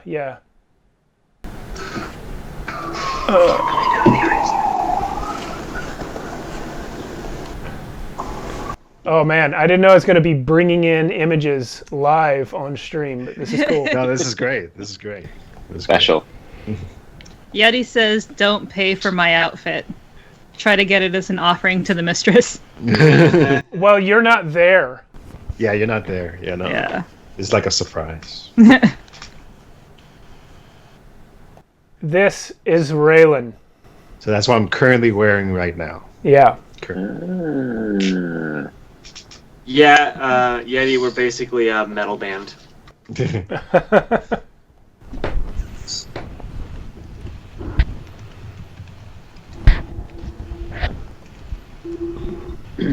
Right now, Anastasia's doing some research.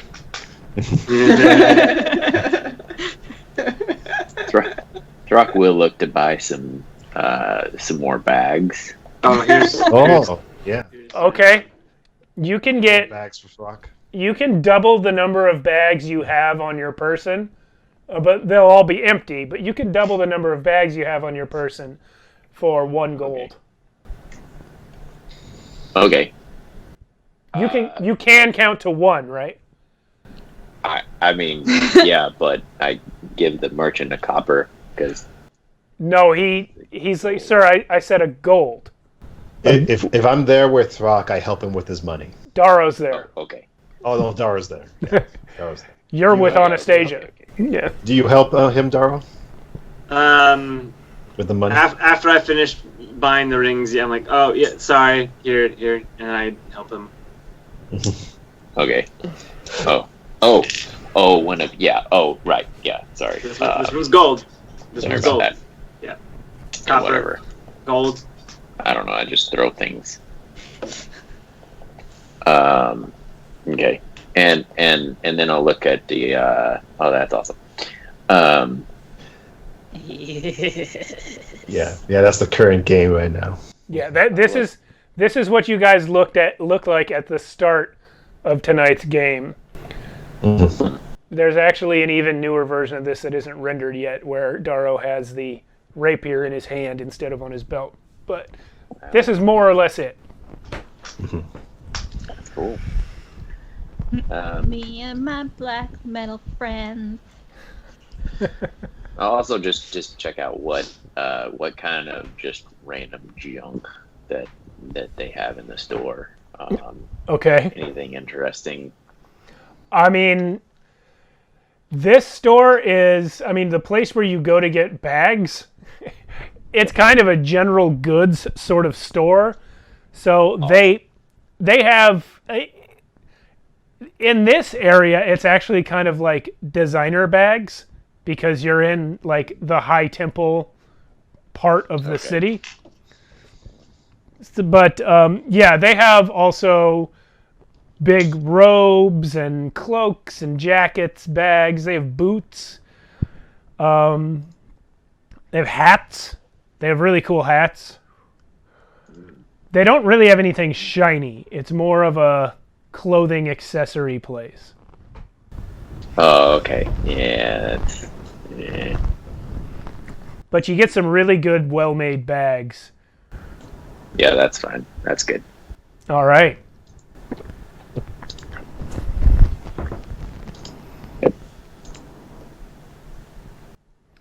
So, anyone else want to do anything before midnight? I think at this point, you should probably present the new outfit to Avon. Yeah, I feel good about it. I just wanted to see if Anastasia had any idea for I sent one to Steve, who can send to you. It's pixely, but Oh, right. I forgot you were getting new clothes for it's really Raylan. pixelated. But I feel like it's the right jam. Okay, let me find it. I'm gonna like match everybody to my aesthetic. Like, I'm gonna have. We ain't goth enough, guys. 100% do not mind. Do you try to pick up something for Throck? I found something. Oh, Throck? Sure. Oh my gosh. Just give him a black loincloth. This is really small, but you can we can kind of make it out. I found a better version. Oh, you did? Great. Send that over. This is great. We finally get to go shopping. I can't believe we're going shopping on stream. We're never supposed to do that. No, it's fine. This is great. We could be right now skipping ahead to the summoning of the Shadowfell people, but no. No, this is more exciting. Oh, okay, This interesting. is what teenagers do. Again, I must ask, do you know the artist? No. Okay, I'm going to actually put both of these images up. First, I'll take down Avon's. And now, I keep forgetting I put that mask on the skull. That's It's great. fantastic. It's perfect. At least the skull will survive. Yeah. Survive. Mm-hmm. So here's one possible Raylan outfit. Ooh, I like that. And I know Zelios would like that too. And Here's the other version. So pixelated, sorry. No, that's fine. Again, apologies to the artists. If you know who it is or if it's you, Yeah, reach just let us out know. and we will add your credit to the description of this video. Definitely the first one. I think that's what ultimately. Yeah. Yeah, the first one. Yeah. Now Okay, we are all going full dive. I was like, I want everybody to match me. so you want this one, yeah? Yeah. Okay. So that's basically, that's going to run 1 gold, 5 silver. That's fine. All right. I'll take it. I put it down. What? All I'll right. take my money. Scratch that off your sheet. Steve's over there like, gosh, I gotta do all new artwork now. I love it, though. I honestly love it. So, because you guys caught me at exactly the right time. I'm in the process of redoing your images, but I have not yet done any final renders. So, yeah, this is a good time to tell me this. Are you also shopping for Throck? I am. It's not the same build as him, but it's like We'll do what we can. I think he just needed the dark metallic cape or some sort of dark loincloth. Throck generally does go about with a hooded cloak to hide his non-humanness as much as possible. Oh, okay, so you need to add a hoodie cloak to that. Okay. But it's been brown this whole time. And I can use my old one. It's not a problem. No, not Throck. We gotta get all new one. All new one. Okay, this is what she sent me for Throck. Obviously, this is some sort of elf. Yeah, no, But- let me Not a let me Throck. fix this. No, I'm gonna fix this. Okay. You got a better one? Yep. Okay. Okay. Ain't no one got time for that. All right, so to our There's viewers, There's stay always tuned. time. I will be doing the best I can to get new artwork for our all new outfits as soon as I can. Oh, I see. fine. I see. Oh, I see. Daro just has a new sword. I have a special skill in shopping. Yeah. This is outstanding. This is You her gotta. talent. You killed her mother, and now she's shopping for you.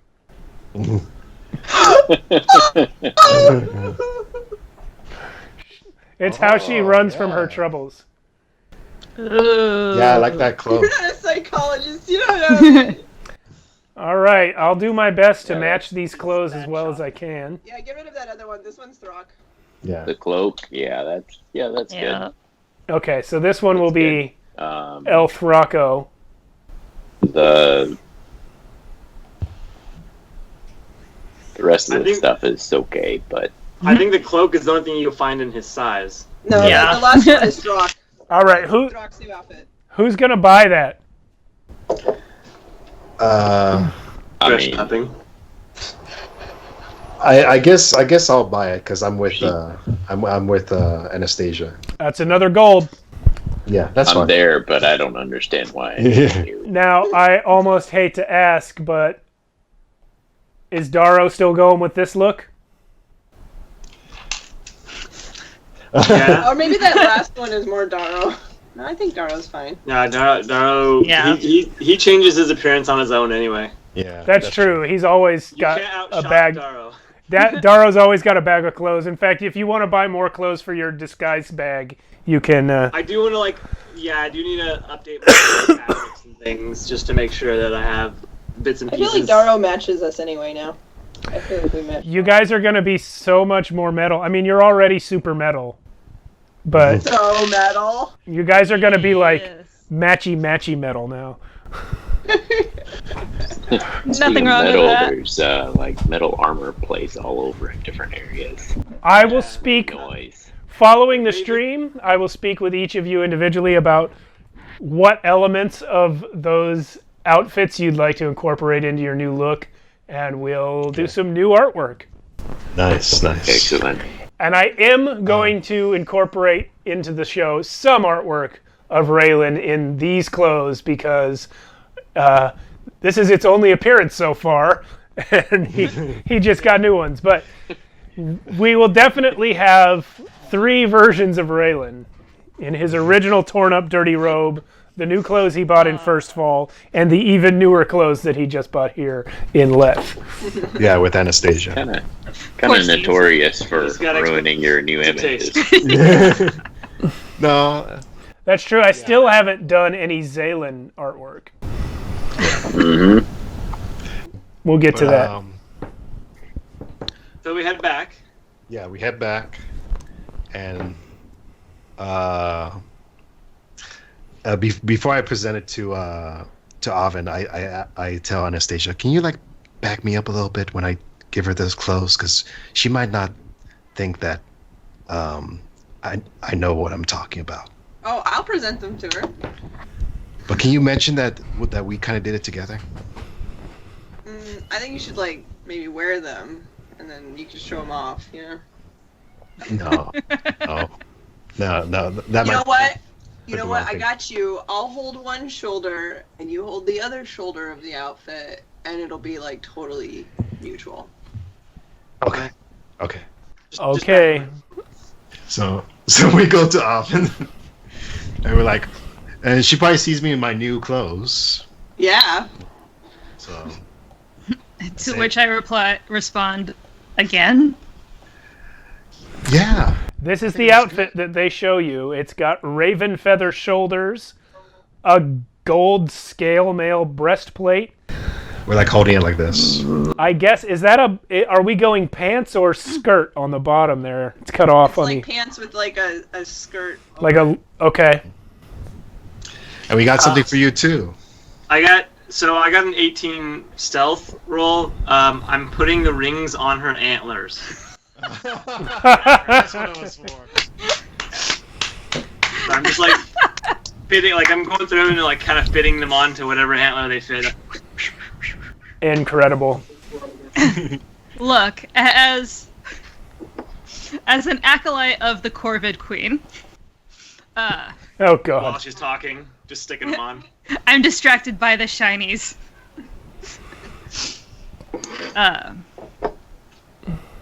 Yeah, Gimme. what do you think? Gimme. That's her. Gimme. Mine. Is that- Now get out so I can change. Oh, okay. And he kind of goes outside, and he says, "Anastasia, did she like it? You think she liked it?" Yeah, she liked it. All right, cool. And he goes outside. I'm probably hanging out with Throck outside. I like your new hood, Throck. Oh yeah, it's thanks. It's ooh-ha-ha. Yeah, I think it's ooh ha ha too. What about the wind chimes? I mean, what about the special protective necklace that I got him? So we can always hear him coming. Yeah, Throck, you are Just rakes across. Ching. you are making so much noise because you have your half plate, Yep. you have your chainmail shirt, you have your wind chimes, and you have the bags. Yep. You sound like every step sounds like a car crash. That's the way. I was thinking like metallic dubstep, but sure.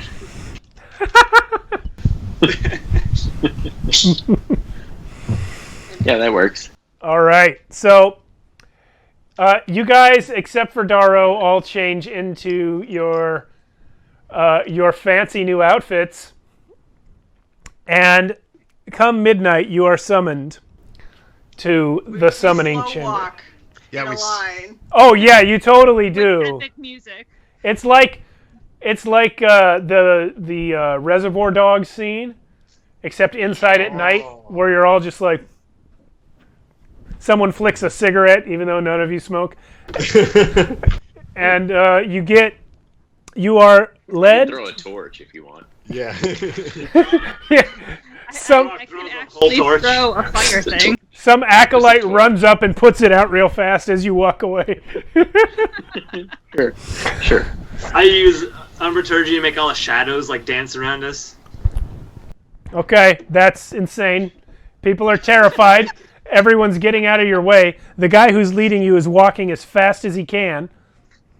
And all 5 of you are led into the main building where the council chamber was. But instead of going into the audience hall, you are led around the back of it through a hidden doorway in an alcove and down a series of staircases that go several stories under the ground until you come out in oh my gosh, there's so many layers in this OBS stream now.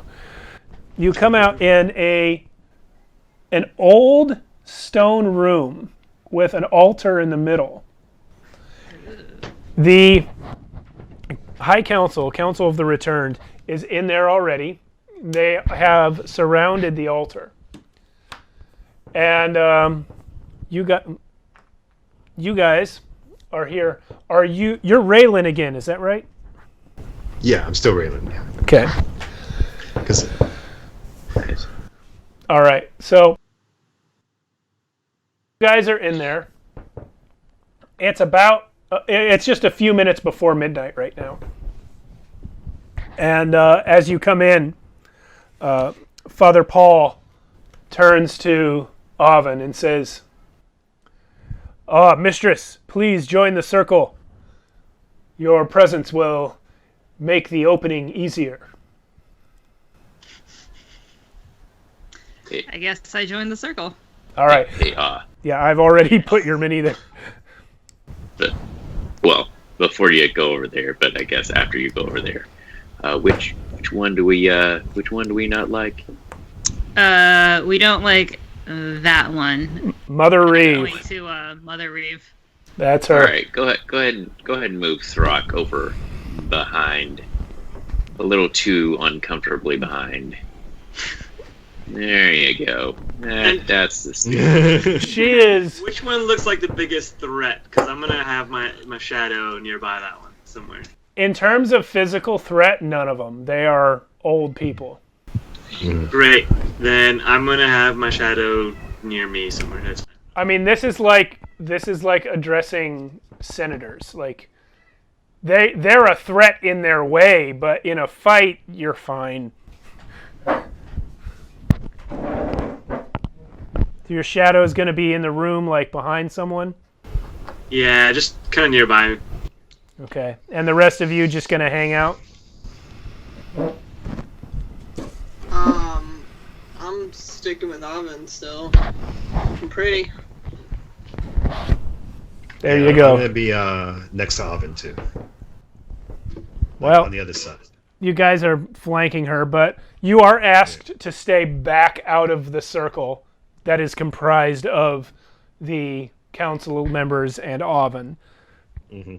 So you guys can sort of stand near her, but behind a little bit. That's fine. All right. So as the hour approaches, Father Paul pulls out a little book and starts reading some words. He says, as we, the children of the Queen, seek her will in all things, we come to this place where the veil is thin, to seek her guidance, to open the way, and to receive counsel or aid as Her Majesty may be willing to provide. We live for the Queen. We die for the Queen. And everyone else says in unison, we die for the Queen. And they take out their knives, and each one cuts their palm and drops a little bit of blood onto the altar. And then after all of them are done, they sit there sort of looking at Avon and waiting. The one next to you nudges, Mistress, you must. Oh. Alright, so I take my scythe and I just kind of run my hand along it. And I hold my hand over the altar. As soon as your blood drops onto it, the whole thing starts to sizzle and steam rises up off of it. And it gets steamier and steamier to the point where, like, obviously the tiny amounts of blood that you guys dropped onto this thing do not account for where all this steam is coming from. It's just coming from the altar itself at this point, until all this space in the center is clouded and opaque. And as the steam starts to separate, it forms into a circle, in the center of which is pitch blackness. And Avon, as that circle opens, you feel a pull of something very familiar. It's that oppressive, dark feeling that you always had in the Shadowfell before your first trip to this place. And once the circle is completely open, Father Paul calls out into it.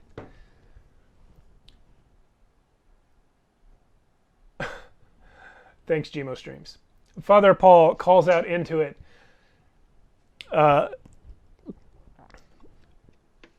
Majesty, please send us another messenger, for we have things we must discuss. And I actually need a moment, you guys, because I didn't pull out the minis I thought I did. So let me stand up for just a second, and I will show you who steps out. Another messenger? Well, you guys are trying to summon someone to give the books to.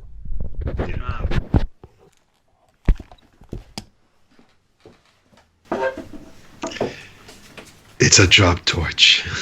It's a dope torch. Yeah. Dope touch.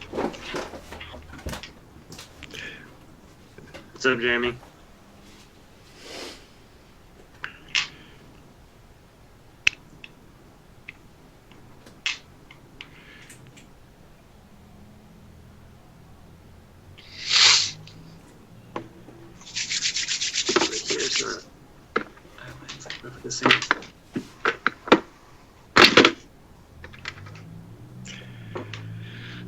Mr. Matt is definitely breathing down that lady's back of the neck. Doing good, just staying away from the virus.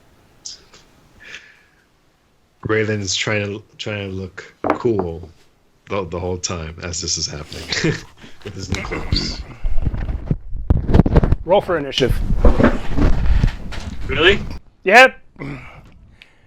What you guys see is this creature coming out of the circle. It is this huge, black, disgusting, slimy thing that is definitely not a Shadar-kai. It has muscles in places where you don't even have places except possibly Throck. And it is... Wow. It is pissed off and immediately charges Avon as it exits. Maybe because it is targeting her, or maybe because she's the one standing most directly in front of the opening. It is impossible to tell at this point. Okay, can I roll initiative? Yeah, everybody roll initiative. Yeah, rolling. Oh. 19. Damn. Okay. Hold on, I'm going to do the little... 19 for Throck. Raylan, your initiative. Oh, it's the worst. It was a 20 for a second, but I got 3. Oh no! I know. He's so bad at initiatives, like so bad. Mistress. Did we lose Ah? Did we? Carolynn? Oh no. She's disconnected. Uh-oh. Somebody messenger. I'm messaging her. I got a 13 and Anastasia got a 14. I can't believe I rolled a 2, dude. It literally was like, it went on the 20 and then it just... Yep.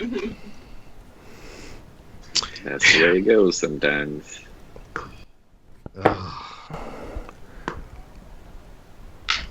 Damn. How do I roll for this? Oh, you are. Roll this. 20? What do I get to end? This is how Avon is right now. She's just so stern. Range spell attack. So yeah, you roll a d20. Damn. D20, is there any modifiers? on it? Yeah, your spell go to the top of your spell list. Okay, Spell attack, +7. I'm texting Carolyn. Hopefully she is able to reconnect.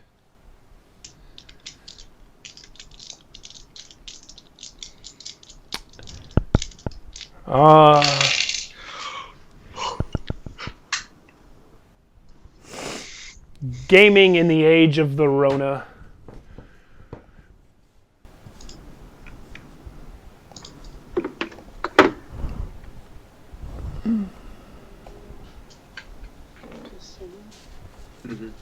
D20 +7. Pretty good, actually. Yeah, that's really good. I mean, I guess I don't have any spell attacks. So. She is not replying to my text. Hmm. I assume because she's frantically trying to reconnect. Hey, we got her. Oh, there she is. Hey, she made it. Yeah, apparently Skype decided that You said something Skype. was. Enough said. Yeah, Yeah. they decided something was wrong with my account, and so they kicked me out. Wow. Wow. Really? That's weird. All right, we'll definitely be trying out some other services in the future. Although this has other than that, this has mostly been working really good. Now you guys are all changing sizes again, though. I've only seen Aubin do it. Yeah, well, I've seen Joshua and Alan do it as well. Well, stop it, guys. Stop it. Stop changing sizes. All right. Anyway. Yeah, no, but Anyway, What did you roll, Avon? yeah, what's your initiative? Roll for what? Initiative. Oh wait, why are we in initiative? Oh, you didn't even see what You happened. you disconnected. Oh, You disconnected way sooner than we thought you did. yeah. Okay, so I'll repeat myself. What happened was when the steam that was coming up from the altar formed itself into a ring, and inside the ring a sort of blackness appeared, at which point you recognized the emotional, oppressive force of the Shadowfell within it. It feels like home. Right. Just sort of a generally dead place. And then I called for an initiative roll because what stepped out of that portal was not another Shadarkai, but a gigantic black sliming creature dripping with something and with huge teeth and huge muscles, even bigger than Throck. And when it came out, it charged directly at you. So that's why we need your Awesome. initiative. It's an 11.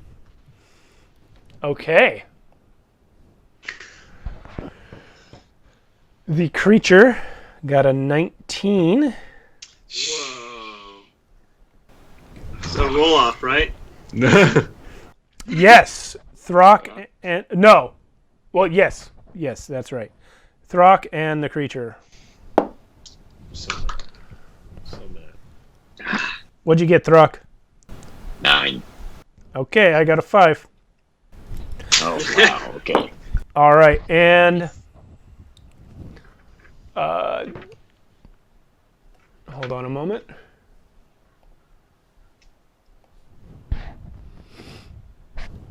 I rolled really low, Carolyn. Roll a high. Oh no. How low is really low? I rolled a 3. Mm-hmm. And I was explaining it when you got like taken off. It was like a 20 for a second on the roll, and then went to a 2. Oh no! Yeah, it was bad. Yeah, I'm actually using a Wizards of the Coast dice roller online because nobody needs to hear metal on wood.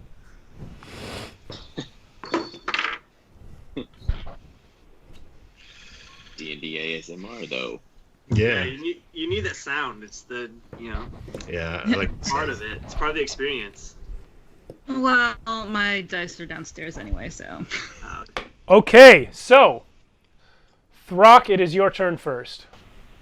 Woo! Hey, tell me a couple of things though first, please, if you would. Yes, sir. You said that the creature headed towards. Does that mean it's still in the ring of summons, or is it out of the ring of summons? Is it right where it's at? It is, let's say it's right about here by the time you have a chance to act. So the summoning circle being in the exact center of the altar, it's got like its back legs still touching the circle. Yeah, okay, yeah. Great. And then the other thing is it rough terrain if I run into the lady in front of me and charge on through? Is that... No, you can just knock right past her. Yeah, I'm just going to knock right past her. Yeah. She's not an enemy, so yeah, it's not a problem. Okay. You're going to jump up on the altar? Yeah. Well, if he's going sort of to then I may do a little interceding right in front of kind of thing. Yeah, you can do that. Between, yeah, that's it. You can get there. Sorry about this. Oh shit. Goes into a rage. 3 points of fire. It's a 10. I always forget. It's a 10-foot radius, right? Yeah. I'd probably do it right when I'm right crossing his shoulder. Okay, so you took It's this still- route and exploded right here? Yeah, it still probably will hit but Actually, no. If you do it right no. here, Wow. Yes. you might singe the eyebrows of these two priests, but you're gonna only hit the creature. Okay, I'd be happy to singe their eyebrows and recklessly attack the guy. Let's go. See what happens. Ooh, 19 on the die, so 27 to hit. Yes, that's a hit. Probably. Ooh, nice. 10, 15, 16, 17 points of bludgeoning damage. Okay. On the first hit. All right. And second one, reckless again. Ooh, not good. But 17 still to hit. That's a hit, I think. Yes, it is a hit. Okay. And that is 14 bludgeoning. Okay. All right. You got him twice with that hammer, and he did not like it. He's pretty mad. Yeah. It's his turn.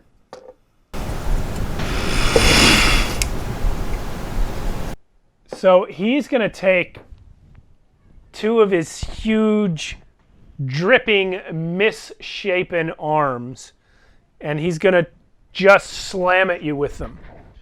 Ooh. So the first totally whiffs with an 11. The second It's the new cloak.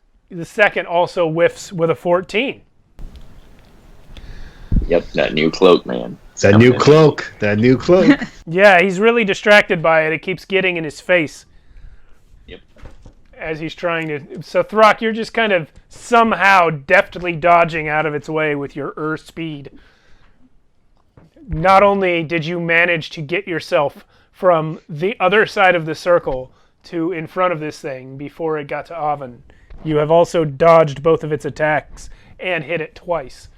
So that is an incredible display of dexterity on behalf of the strength-based character. And he made a lot of noise. Yeah, he made so much noise. Yep. And it is now... Bodyguard. It is I now got you, Father Paul's turn. Father Paul. And Big man. yeah. He is going to close his eyes, raise one hand, and call out, Majesty, burn this creature! At which point, a blast of flame-like radiance drops down from the ceiling of the chamber right onto the hulking beast, who passes a dexterity save and takes, and takes no damage. He dodges deftly out of the way of the fire, and Father Paul's turn is over, at which point Mother Reeve has her turn. And she raises her hand, makes a weird arcane sign in the air, and points directly at the Hulk while yelling. And does... Oh boy. Misses it. Misses it Man. completely with Everyone's this. missing. Yeah. She shoots this mystical light from her hand, which just shoots right past the creature into the wall. She's obviously very off balance from Throck having shoved past her. It is now... She missed on purpose. Yeah, it's Anastasia's turn. Cool. Well, I cast Witch Bolt. Nice. Okay, 21. that is a hit. Oh, I sorry, I cast it on level 3. Okay. Yeah.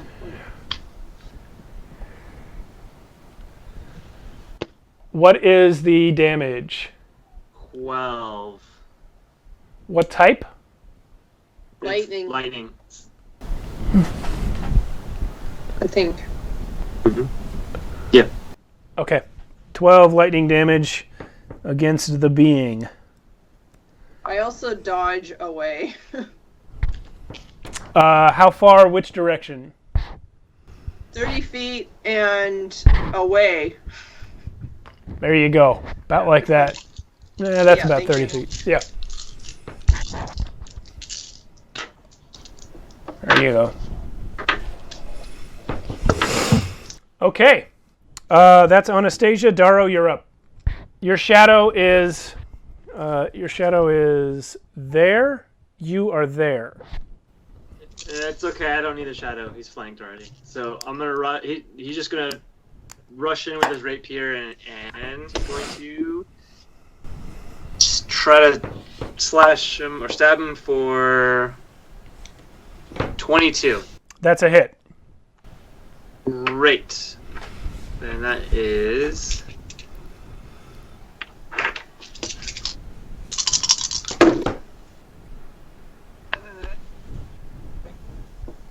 22 damage. Damn. Wow. Okay. And then he's gonna offhand him with the dagger. Like he's just gonna stab him through with the rapier and just like try to shove the dagger into his side or something. All right. The dagger is only going to be. Do you get the hit dice with the offhand? I forget. Say that Or again. the hit. Do you get the hit? The additional hit. Oh, you mean the bonus? Right. Your to hit roll is the same. It's the damage that's less. That's right. Okay. So to hit is 16. That is a hit, just barely. Great. Then that's just going to be a D4. Just a little extra. Oh, a 4. Great. So what's that? 26 total? Yep. All right, so you guys have taken a good chunk out of this creature in just the split second that it has been since it appeared. Just the flurry of Throck's hammer and Darrow's blades and Anastasia's spellcasting, along with the two priests and their spellcasting, who missed, but nonetheless added to the confusion that this creature has to deal with. He literally came out surrounded. So Yeah. And yet it seems to be mostly shrugging off these attacks. It's taking the damage, but it seems unconcerned with it. Avon, it is your turn. Where, Darrow, where are you, and where's Throck in relation to said creature?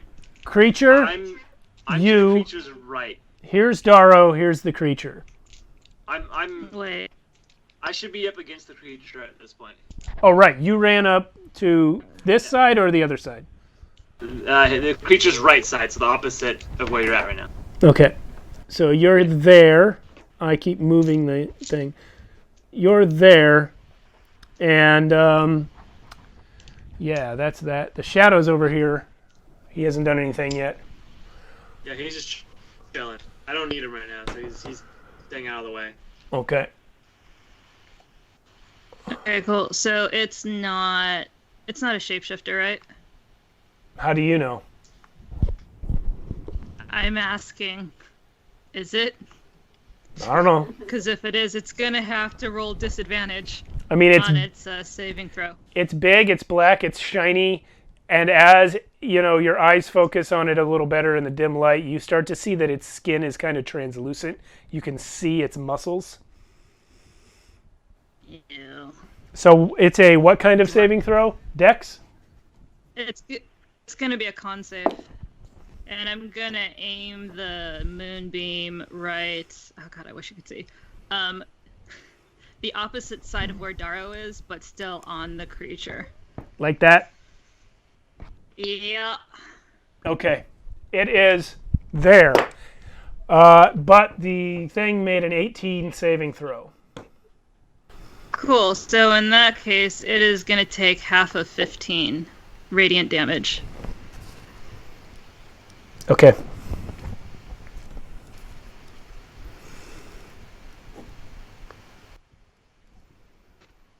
All right, it takes said damage.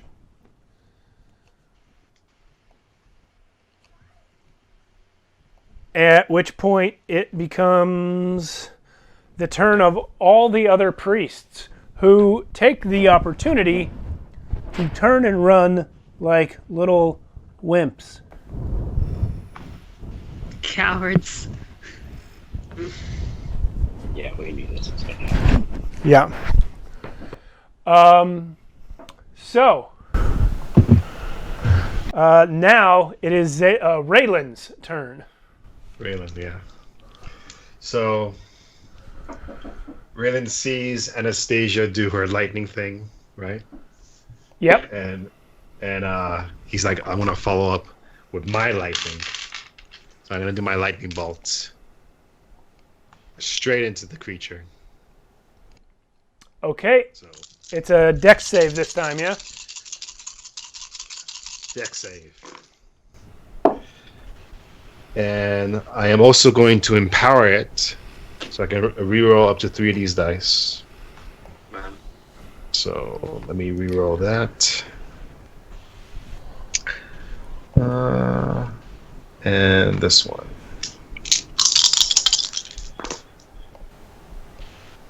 All right. So it's going to be 11. So The save is 14. the save is 14. The save is 14. So it's a tie. That means he passes. Tie goes to the defender. Well, in the case of a saving throw, a tie means that the situation stays the same. Since he's going to take half damage, it's not really staying the same, but that's close. Matt and Roz, you've switched to the wrong camera. What? All right, so That's funny. it's gonna be half of 36. Okay. That is 18. There you are. Damn you. All right.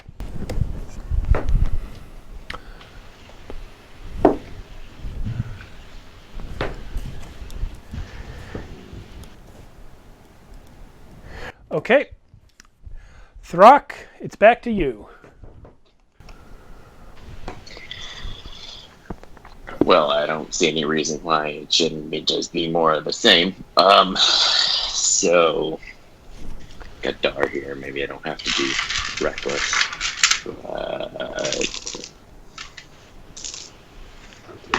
Gonna explode. Sorry. Yes. Okay. 3 damage to friendly fire on that one. Sorry, Dar. Yeah, Not just Dar, but also and Boy with a girl's name are all within 10 feet. Okay. How much damage? 3. 3. 3. All right. Yeah. So a lot of damage there. But you did get the beast as well. Yeah. And 22 to hit, Okay, that's a hit. and that's gonna be 36, 10, 11, 13 bludgeoning on that one, and nat 1 on the other one. Okay, so you completely miss. You actually break a piece of the altar off when you slam your hammer down and miss the creature and hit the stone instead. And it is now that creature's turn, and he is actually going to... Wait. Yeah, okay, what is it? He needs to make another con save. He fails it. 18 radiant damage.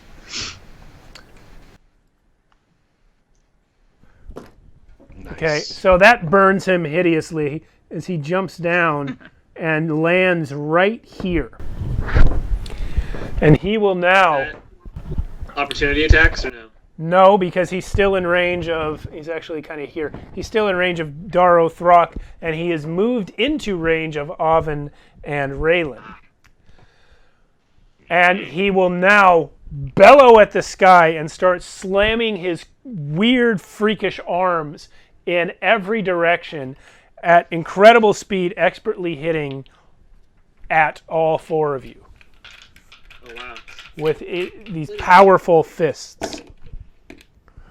Okay, so That's awesome. for Darrow, it is 26 to hit. Jesus. For Throck, 25. For Avon, 11. Misses. And for Raylan, 21 21 to what? to hit. Hit. So Yeah, that hits. everyone got slammed with a fist to the mouth except for Avon. For me. Uncanny dodge. Well, yeah, Anastasia's like out of the way, like way over there. Okay, so you can uncanny dodge to have the damage, but the damage is 14 bludgeoning to each of you that got hit. And all of you that are hit must make a dexterity saving throw or be knocked prone. You said 14? Damn. Okay. 14 dex. Okay, Darrow, you're knocked Yeah. prone. Throck. 20. 20. Throck is up. Darrow is prone. Raylan. What's your dex save? I got 17. You pass. You stay up. Thank God. Thank God. So somehow the rogue got knocked down on the dex save and no one else did. But yeah, it punched the crap out of all three of you. Oof. Darrow, you dodge out of the way, getting only half the crap punched out of you, but in the process end up off balance and fall right on your butt. So Yeah, that makes sense. that is the creature's turn. And it is now... where did it go? This thing steps out of the portal as well. Oh no. There's another thing. Yeah. Now this thing, the mini isn't really representative. It is a cloaked figure with a hood, and it has a white mask over its face. Kind of like one of those like classic drama stage masks that's all white with black features painted onto it. And as it comes out, it what? As it comes out, it's going to have to make a con save because my moonbeam's right there. Well, it hasn't had its turn yet, but I'll do that when it starts. As it comes out, it raises its hands, and you see that its hands are actually made out of crawling worm-like creatures, all stuck together and writhing around. Now it will make its con save, and it is 14. So then it's going to take half of 15. Okay.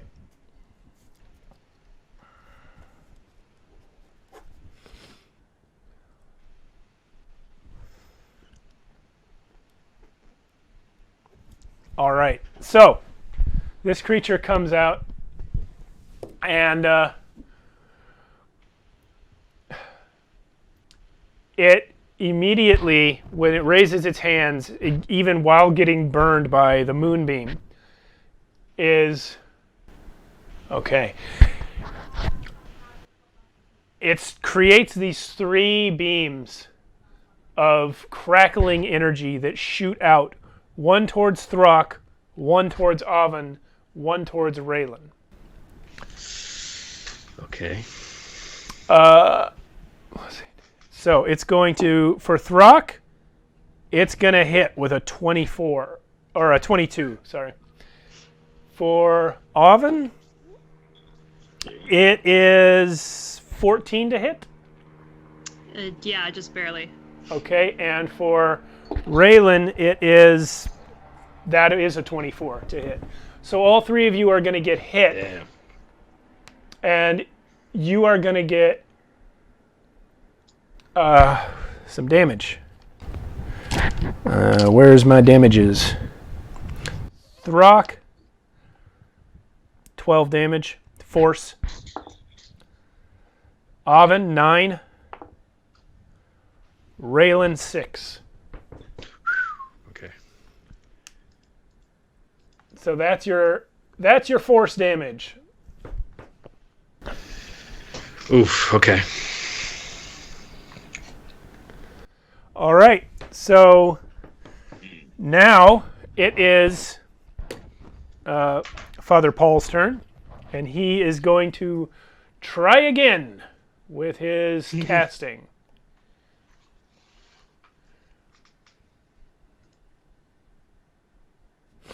So he is now raising his staff in the air and pointing it at the new creature. And he hits it with this flash of light that streaks out of the end of his staff. It's like a deathly green light, and it smacks this thing right in the back. And it now will take 4d6 radiant damage.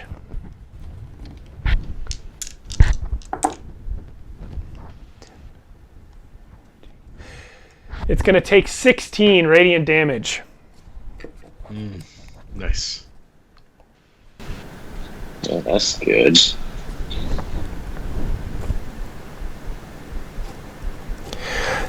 Mother Reeve will cast the same spell.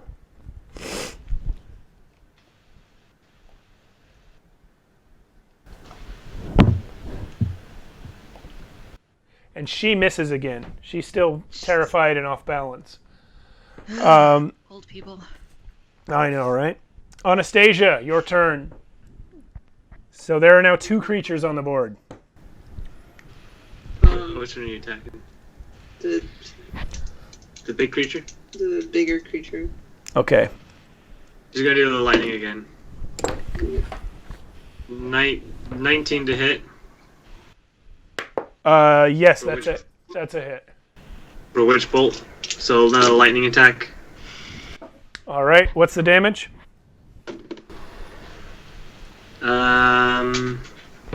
15. Okay, you shock this thing to death. It is gone. Wow. I forgot to mention also this guy does step forward out of the moonbeam before his turn ends. Good. He is now adjacent to Throck, though. So Daro, you're up. Unless Anastasia, you have anything else to do. The first creature. I'm gonna. Yeah, I'm gonna stand back up and rush this new guy, this worm fella. Okay. So that's half your movement to stand up, and roughly the other half, or most of it, to get to the guy. Are you going to go over here? Not through the moonbeam. Just close. You could stand on the edge of this thing without being in the moonbeam, Yeah, that's great. because she's And I'm gonna rush at him with the rapier again. okay. That's 18, 20, non-nat 20 to hit. That is a hit. Where'd my D8 go? There it is. Man, that could have been better.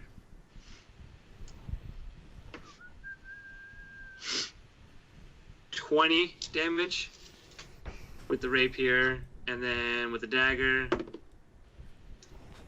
it's a lot to hit. It's 25 to hit, Hit. and 3 more points of damage. Okay. So you slice into it, and as you cut it, you cut through its robe, and the little worms inside start to spill out.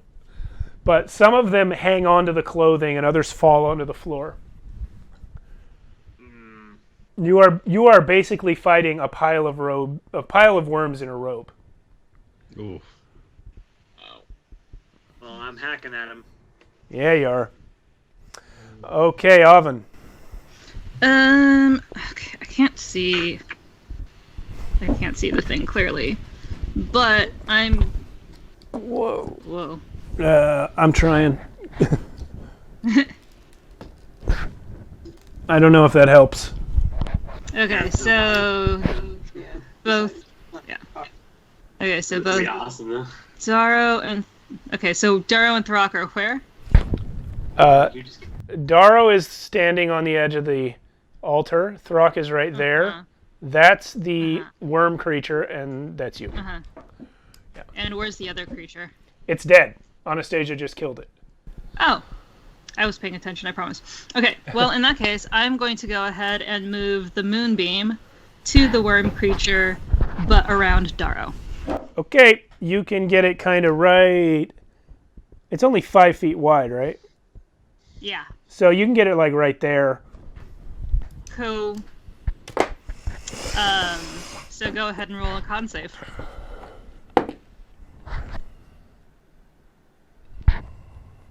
$15.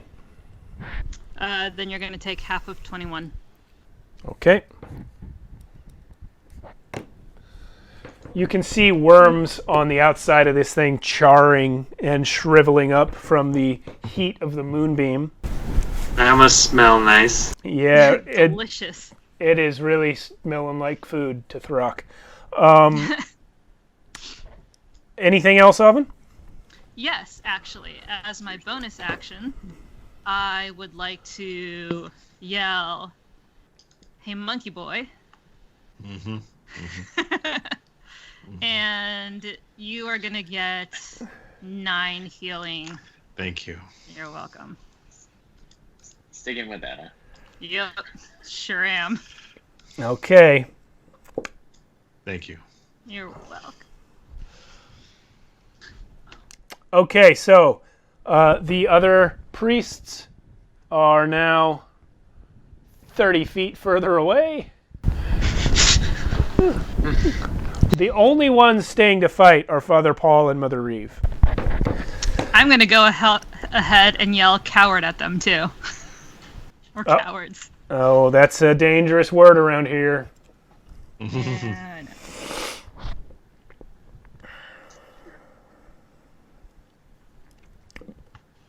Okay, so that's your turn, and that's the priest's turn. So Raylan, you're up. Yeah. So, dex save, another lightning bolt coming out. Okay. Can you position me so I don't accidentally hit Throck? There. Yeah, right there, yeah. Actually, a little bit like this, or you're going to hit Daro. So Yeah. more or less like that. He fails that dex save. Sick. Alright.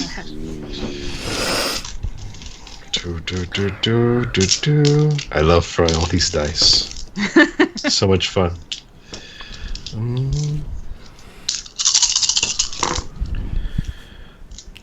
Okay. Says,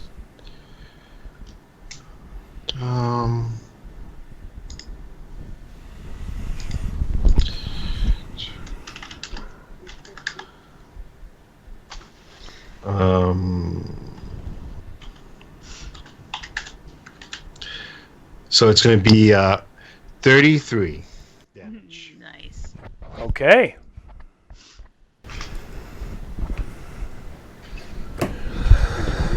Beautiful.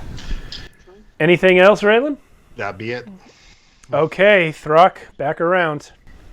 Yeah, so Throck just like half doesn't really realize that the thing that jumped over and swung his fists around everywhere was dead until some lightning hit, and it was, oh yeah, right. And just turns around and brings them all straight down on this guy, Reckless. Do that. For, 26 to hit. Yeah, it's a hit. Okay, there we go. 5, 9, 10, 12 points of bludgeoning damage on that hit. Another swing this time. Kind of a sideways kind of thing. 17 to hit. Yes, that's a hit. Okay. That is 7, 11, 12, 14 points of bludgeoning damage. And then just sort of looks at him and breathes in really deep for the second round. For 9 points of healing. Okay. Well, the larva mage is going to take his legendary action, and Cool. he's going to cast that same cantrip that he did earlier. So these 3 crackling beams are coming out. This time going to target Daro, Throck, and Raylan.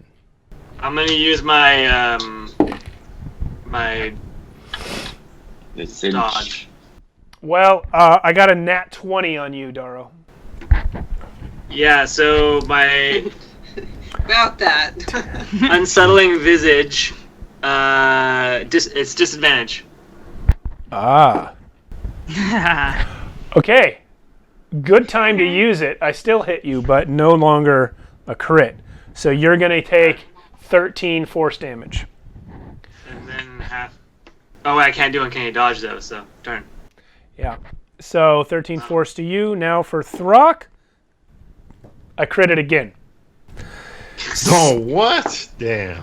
So you're going to take 14 force damage because I rolled really poorly on the damage, but it still came out 14. And now Raylan.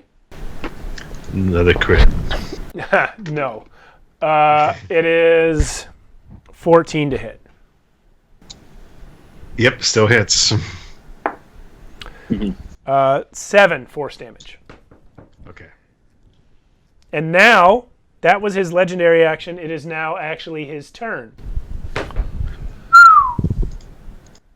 So he's going to, at this point, grab one edge of his robe and just open it up. And these swarms of larvae... Wait. Yeah, the moonbeam.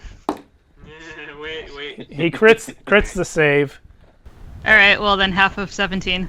Okay. Golly. Is that 3 crits in a row? Crits, basically. Not quite in a row, but yeah. Basically. That's insane. I like this die. It's Dwight's.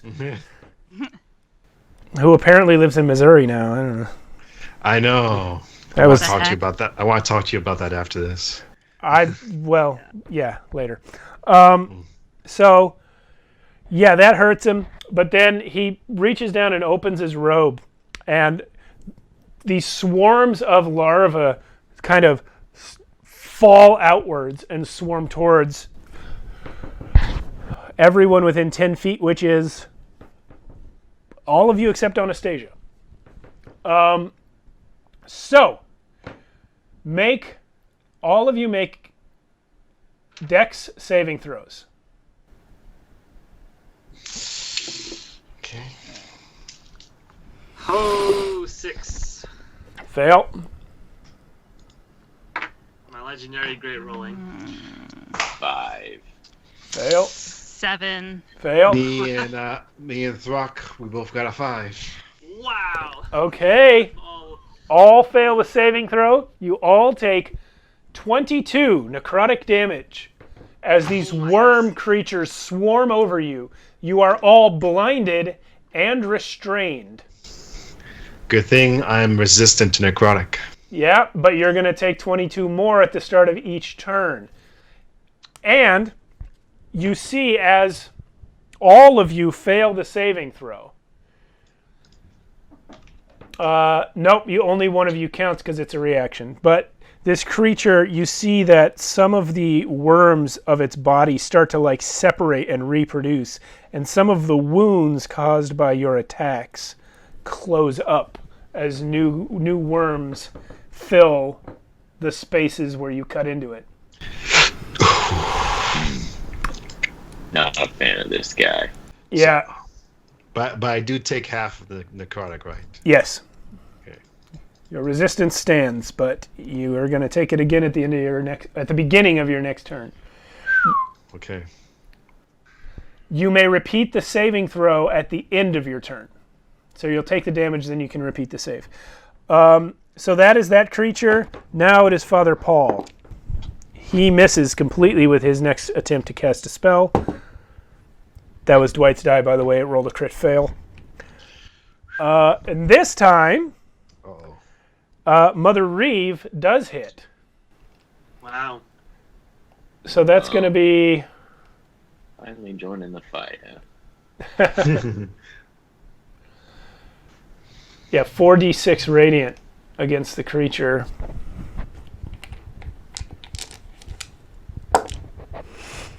Okay, she's doing some decent damage. That's 13 radiant damage.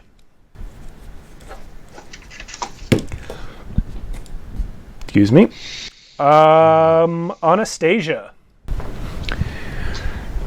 This thing has just...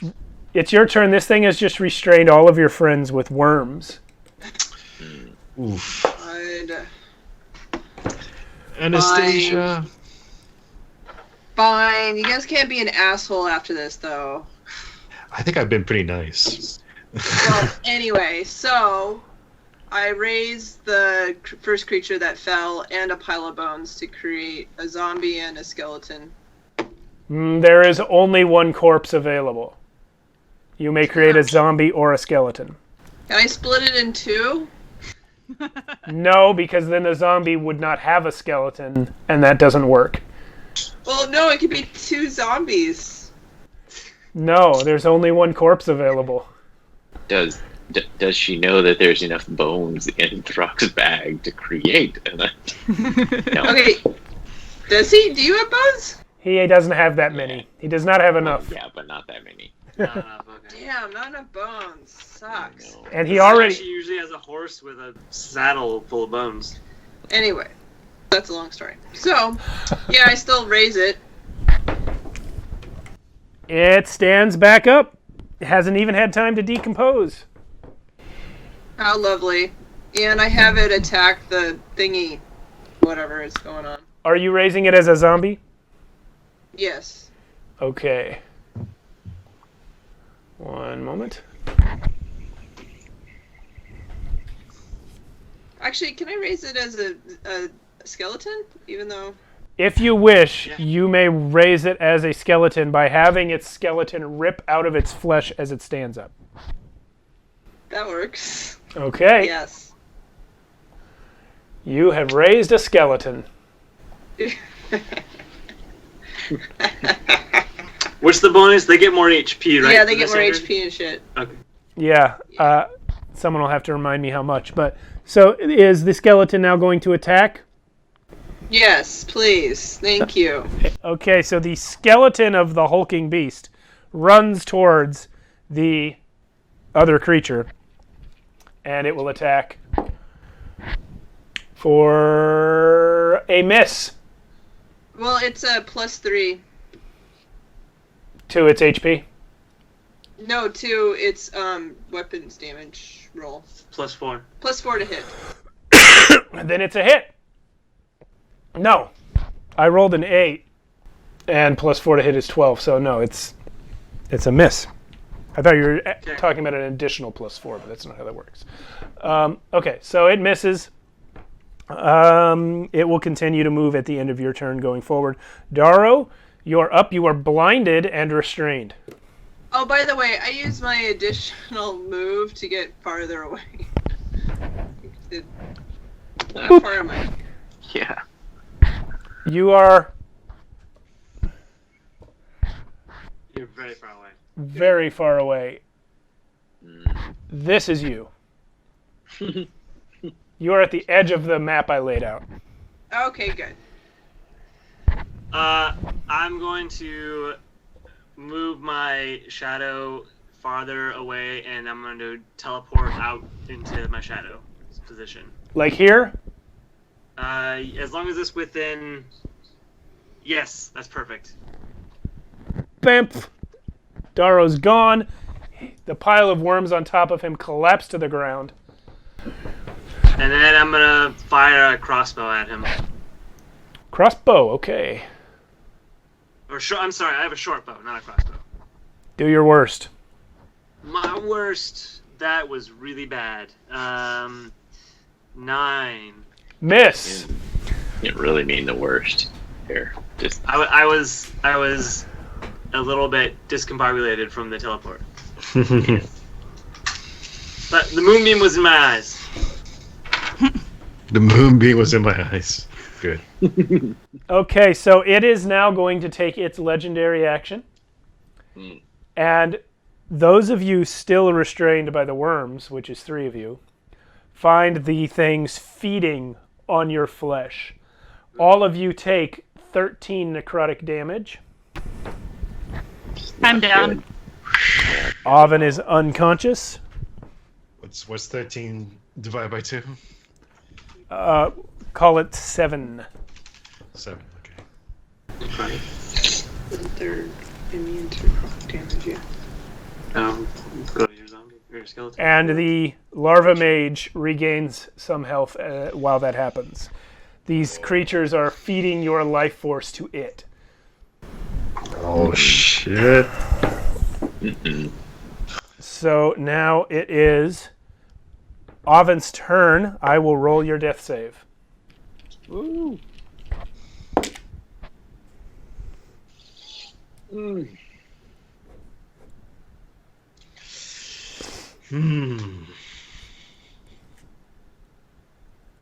Okay. It is now these guys, and they are out. Sure. Yeah, out.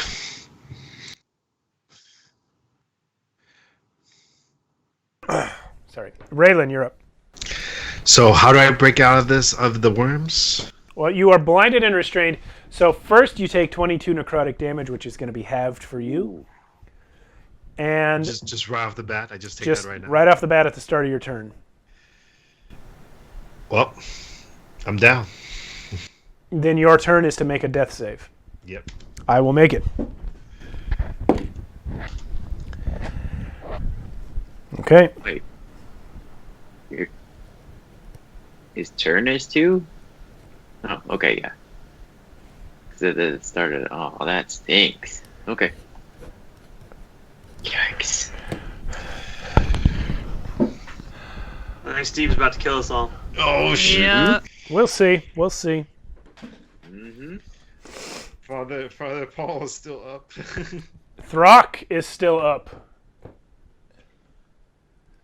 Your turn, Did Throck. damage at the start of his turn? Yeah. Need 22 necrotic. Throck is not still up. Oh my god. TPK. Throck, Throck falls. I will make your death save. Okay. Oh, man. Oh. Yep. Is anyone in the chat still out there?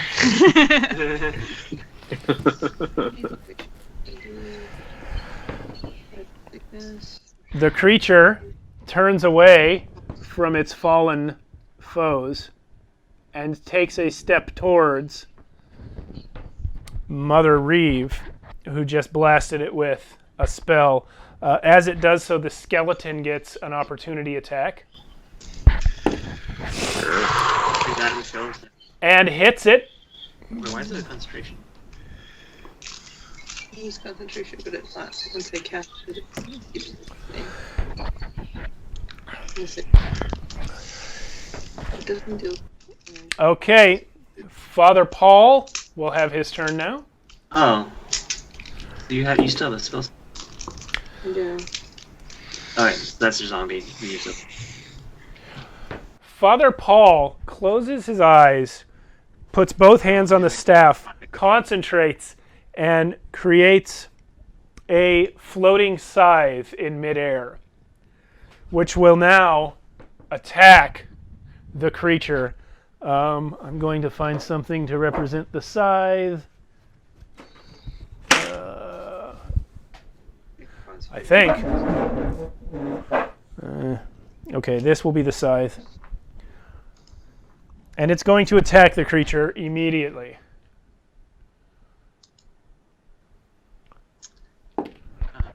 And it's going to be a hit. Yeah, you can. Or no, just keep your witch bolt going. For 9 force damage. But if I cause fear, Now, Mother Reeve is going to do the same thing.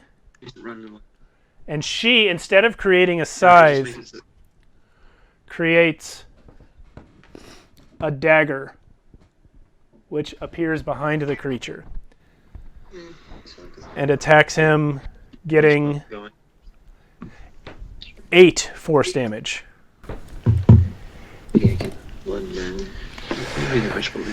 That is the 2 of them. Anastasia, it is your turn. wait. Well, I'm gonna have that zombie thing attack him again. Okay. But that's the That zombies. doesn't cost... Yeah, as long as that's the same order you issued last time, that doesn't cost any actions for you. Okay, so it's just doing his thing. Yep. You don't have to roll. You just roll damage. Yeah, I'll roll for the skeleton. He does hit. So you can roll good. damage for him. And then it's +3 to or 4. +4 damage. Okay. That's this.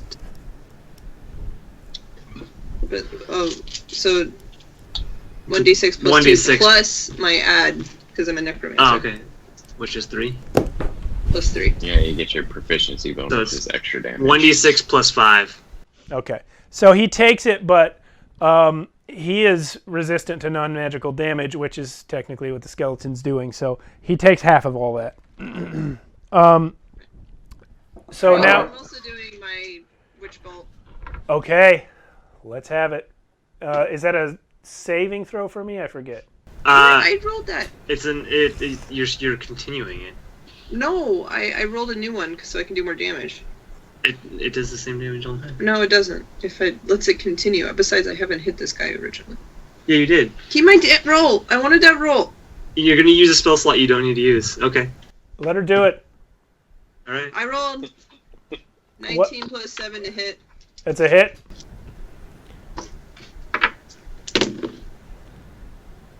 It's a really good roll. 26 lightning damage. Anastasia, Nice. you blast this thing into a huge pile of worms.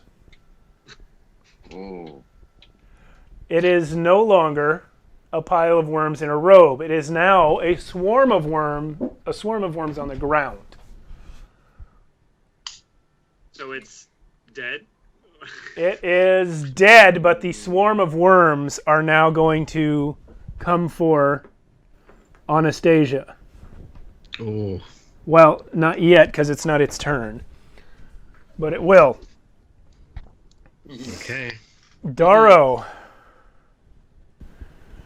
Your turn. I'm gonna run up to...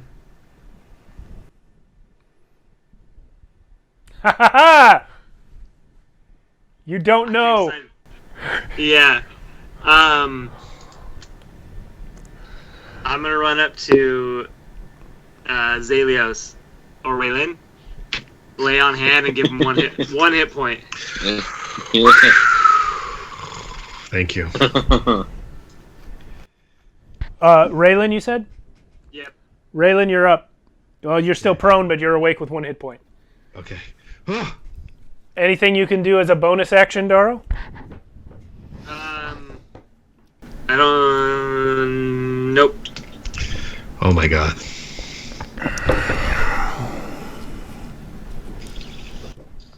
Okay. Avon, I'm going to make your saving throw. Wait, it's not Raylan's turn? No, not yet. Oh. He's last in the order. I'm last. Which, now that the other priests have left the room, makes it his turn now. Alright. As soon as I wake up, I look over to my sides, and I see Avon on the floor. Yeah, and Throck. I yell out, I got them. Take care of the worms. You sure? Yep. Oh. Wait, well, they each have 2 death saves right now? Yeah. So. Avon's made 2. The thing is, Throck has only made 1. If I can get Avon right now, then Throck would still have to roll next turn, I think. But still, getting Avon right now would help Throck after. Okay. So, Raylan's gonna use his racial trait and heal Avon for 6 HP. He just reaches over and just touches her, and radiant light hits her for 6. Okay. Carolyn's frozen again. Holy. What? Oh. Shit. Oh, your voice is here, but you weren't moving. It's No, fixed. she's still moving. Yep, she wasn't Yeah, frozen. no, I literally wasn't moving. She's just very still. Like, okay. All right, my bad. So, yeah, you got your 6 hit points. You're up. Cool. All right. All right. That was my turn. Okay. You're right. Okay. Yeah, that's fine. And now it's Throck's turn to make another death save. Don't die, Throck. I'll try not to. Okay. He's good. Now, the swarm of worms moves 20 feet. towards Anastasia. It's literally just a writhing mass of worms going across the ground towards the creature that knocked it out of its robe. Just got these new clothes, damn it.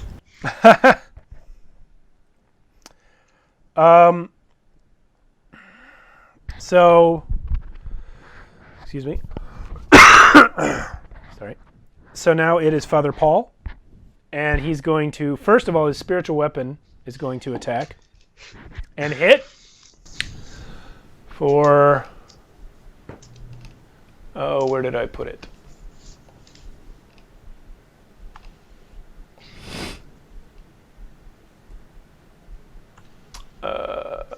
Spiritual weapon hits for, yeah, okay.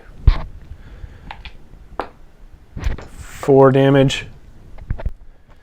And then Mother Reeve is going to attack and also hit.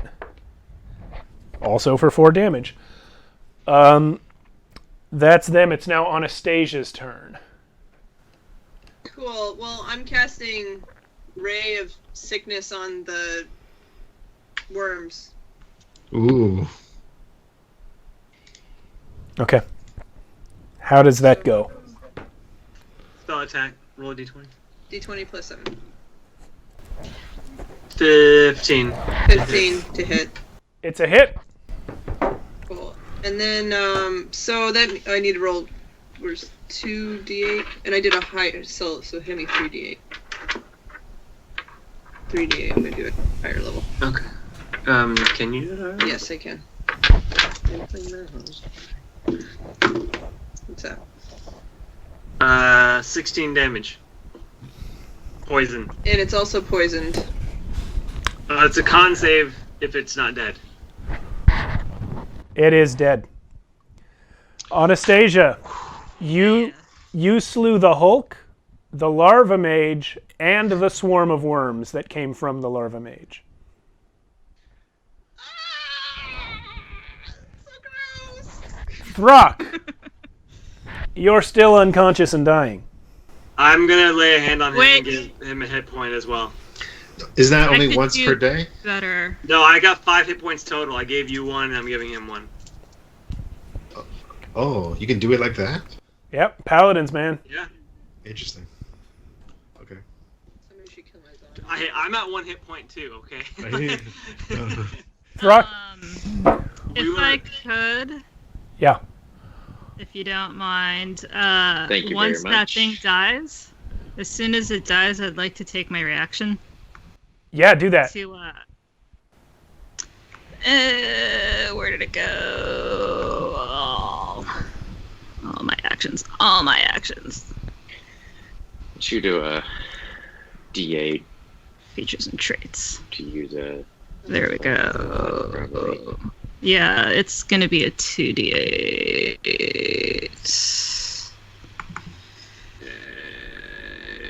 Right? 2d8. Zombie noises. Sickness. Yeah, 2d8. So 2d8. Roll. So I'm gonna go ahead and give.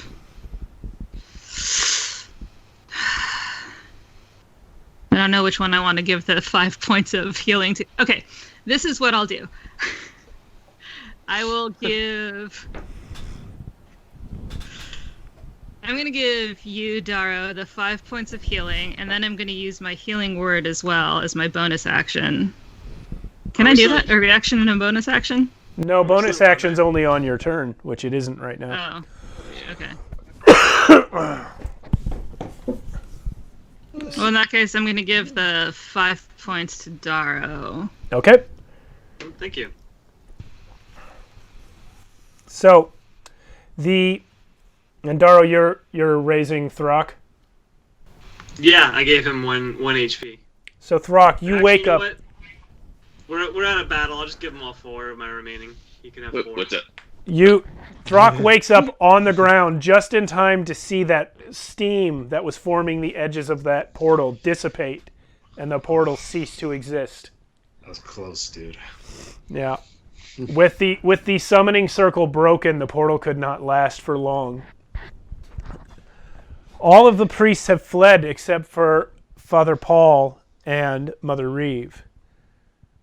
Father Paul is staring in shock and horror at the withered, burned larva worms on the ground, while Mother Reeve raises her eyes to Anastasia and says, "What did you do?" Save your ass. And that's where we're going to end tonight. Man. Okay. No one cared about the skeleton just chilling. Yeah, Mother Reeve absolutely did. That's what she's talking okay, about. okay. Yeah. That's probably the closest we got to the die. Yeah. That's Almost a TPK. Oh, yeah. Pretty close. I was worried there. Do you That guys, was really close. now that it's over, do you guys want to know the results? Yes. Sure. All three of you passed your first death save. Oven failed the second one. Throck passed the second one. Raylan never made a second one. Okay. Whew. So the gods You're were with welcome. the gods were with us. Hey, thanks. Yeah. So, That was- Roz, you are obviously invited to rejoin us next week to continue from this point. We're If all you in house are, arrest, so yeah, if you're not able to for whatever reason, we'll figure something out. But My character will have just disappeared. yeah, or be murdered by insanely angry Yeah. priests. Yeah, With spiritual weapons out. yeah. All right. So that's your your Wow. first night in the city of Leth. I don't like Alright. this place. almost died. Yeah. Almost Um, died. Yeah. Let's Yeah. let's not open the Shadowfeld anymore. I'm please. definitely limping. Throck is just picking up worms off the ground and eating them. That's, Oh, don't eat those Throck. Nope, We don't dude. know. You don't know where those have been. I Throck, don't care. Throck, Yep. you get 2 hit points. 2 There hit you go. points. That's how it goes. All right. Everyone else gets sick. I didn't eat any. No one else ate any. I didn't touch anything. No, but you can smell it and you can see Throck eating it. Oh yeah, I got sick. For It's, sure. it's fine. I feel like the Raven Queen. I actually feel better. Do you want anybody? No. No? All right. The chat is hilarious. All right, guys. So thank you everyone Chat for is- playing, is, and we will see your remote images again next week. Yes. Thank you for watching. Thank you. everybody. Happy house Thanks, arrest, Alex. Shadows of Archonia. Thank you to the chat for watching, and Holy cow. peace out.